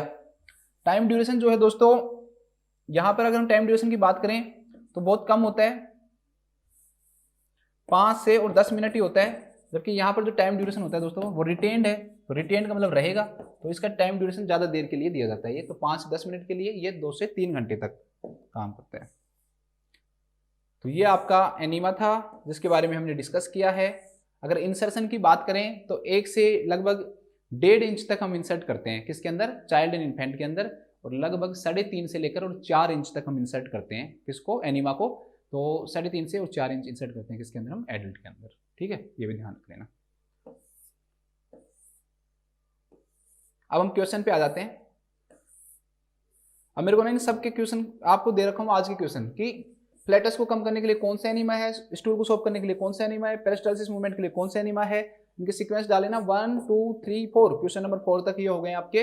इसके बाद आपको मेरे को बताना है ये भी, क्वेश्चन नंबर 5, ठीक है, क्वेश्चन नंबर 6 ये मत बताओ और ये भी मत बताओ, और ये भी बता देना 7 क्वेश्चन है आपके लिए आज, कमेंट करके मुझे बताना शायद साथ।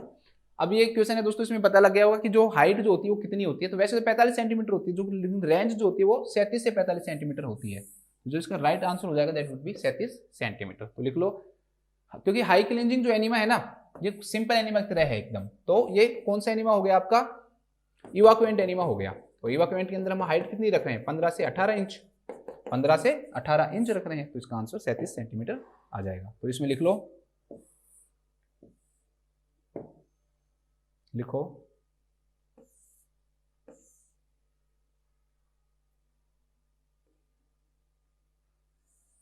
लिखो हाई क्लिंजिंग एनिमा को, हाई क्लिंजिंग एनिमा को, एनिमा के कैन को, के कैन को 15 से 18 इंच ब्रैकेट में लिख लेना 37 से 45 सेंटीमीटर की हाइट पर रखा जाता है, की हाइट पर रखा जाता है। ठीक है। अब ये मत कहते ना सर बाकी के क्यों नहीं आए, जब हाइट इतनी मानी गई है तो ये बाकी के तो नहीं आएंगे ना। तो ये क्वेश्चन हो गया आपका 37 सेंटीमीटर की हाइट पे रखा जाता है। इसके बाद नेक्स्ट क्वेश्चन पढ़ते हैं कि भाई कोई भी प्रोसीजर हो उसके अंदर कॉमन क्या चीज होती है, एक्सप्लेनेशन होता है। प्रोसीजर के अंदर एक्सप्लेनेशन क्या होता है दोस्तों, कॉमन होता है। ठीक है। अगर आप किसी भी क्लाइंट का सिग्मोइडोस्कोपी कर रहे हो तो उस क्लाइंट को उसने सुबह एनिमा लगाना उससे क्या होता है, जरूरी होता है। ठीक है।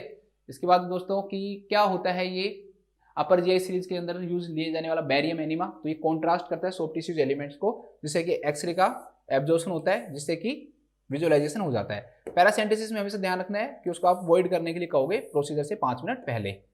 इसके बाद है दोस्तों जो स्टोमक, अगर हम कैंसर की बात करें तो उससे रिलेटेड क्वेश्चन क्या है कि सॉफ्ट एंड फ्रीक्वेंटली डाइट देंगे हम, स्मॉल पोर्शन में मोर फ्रीक्वेंटली डाइट प्रोवाइड करते हैं।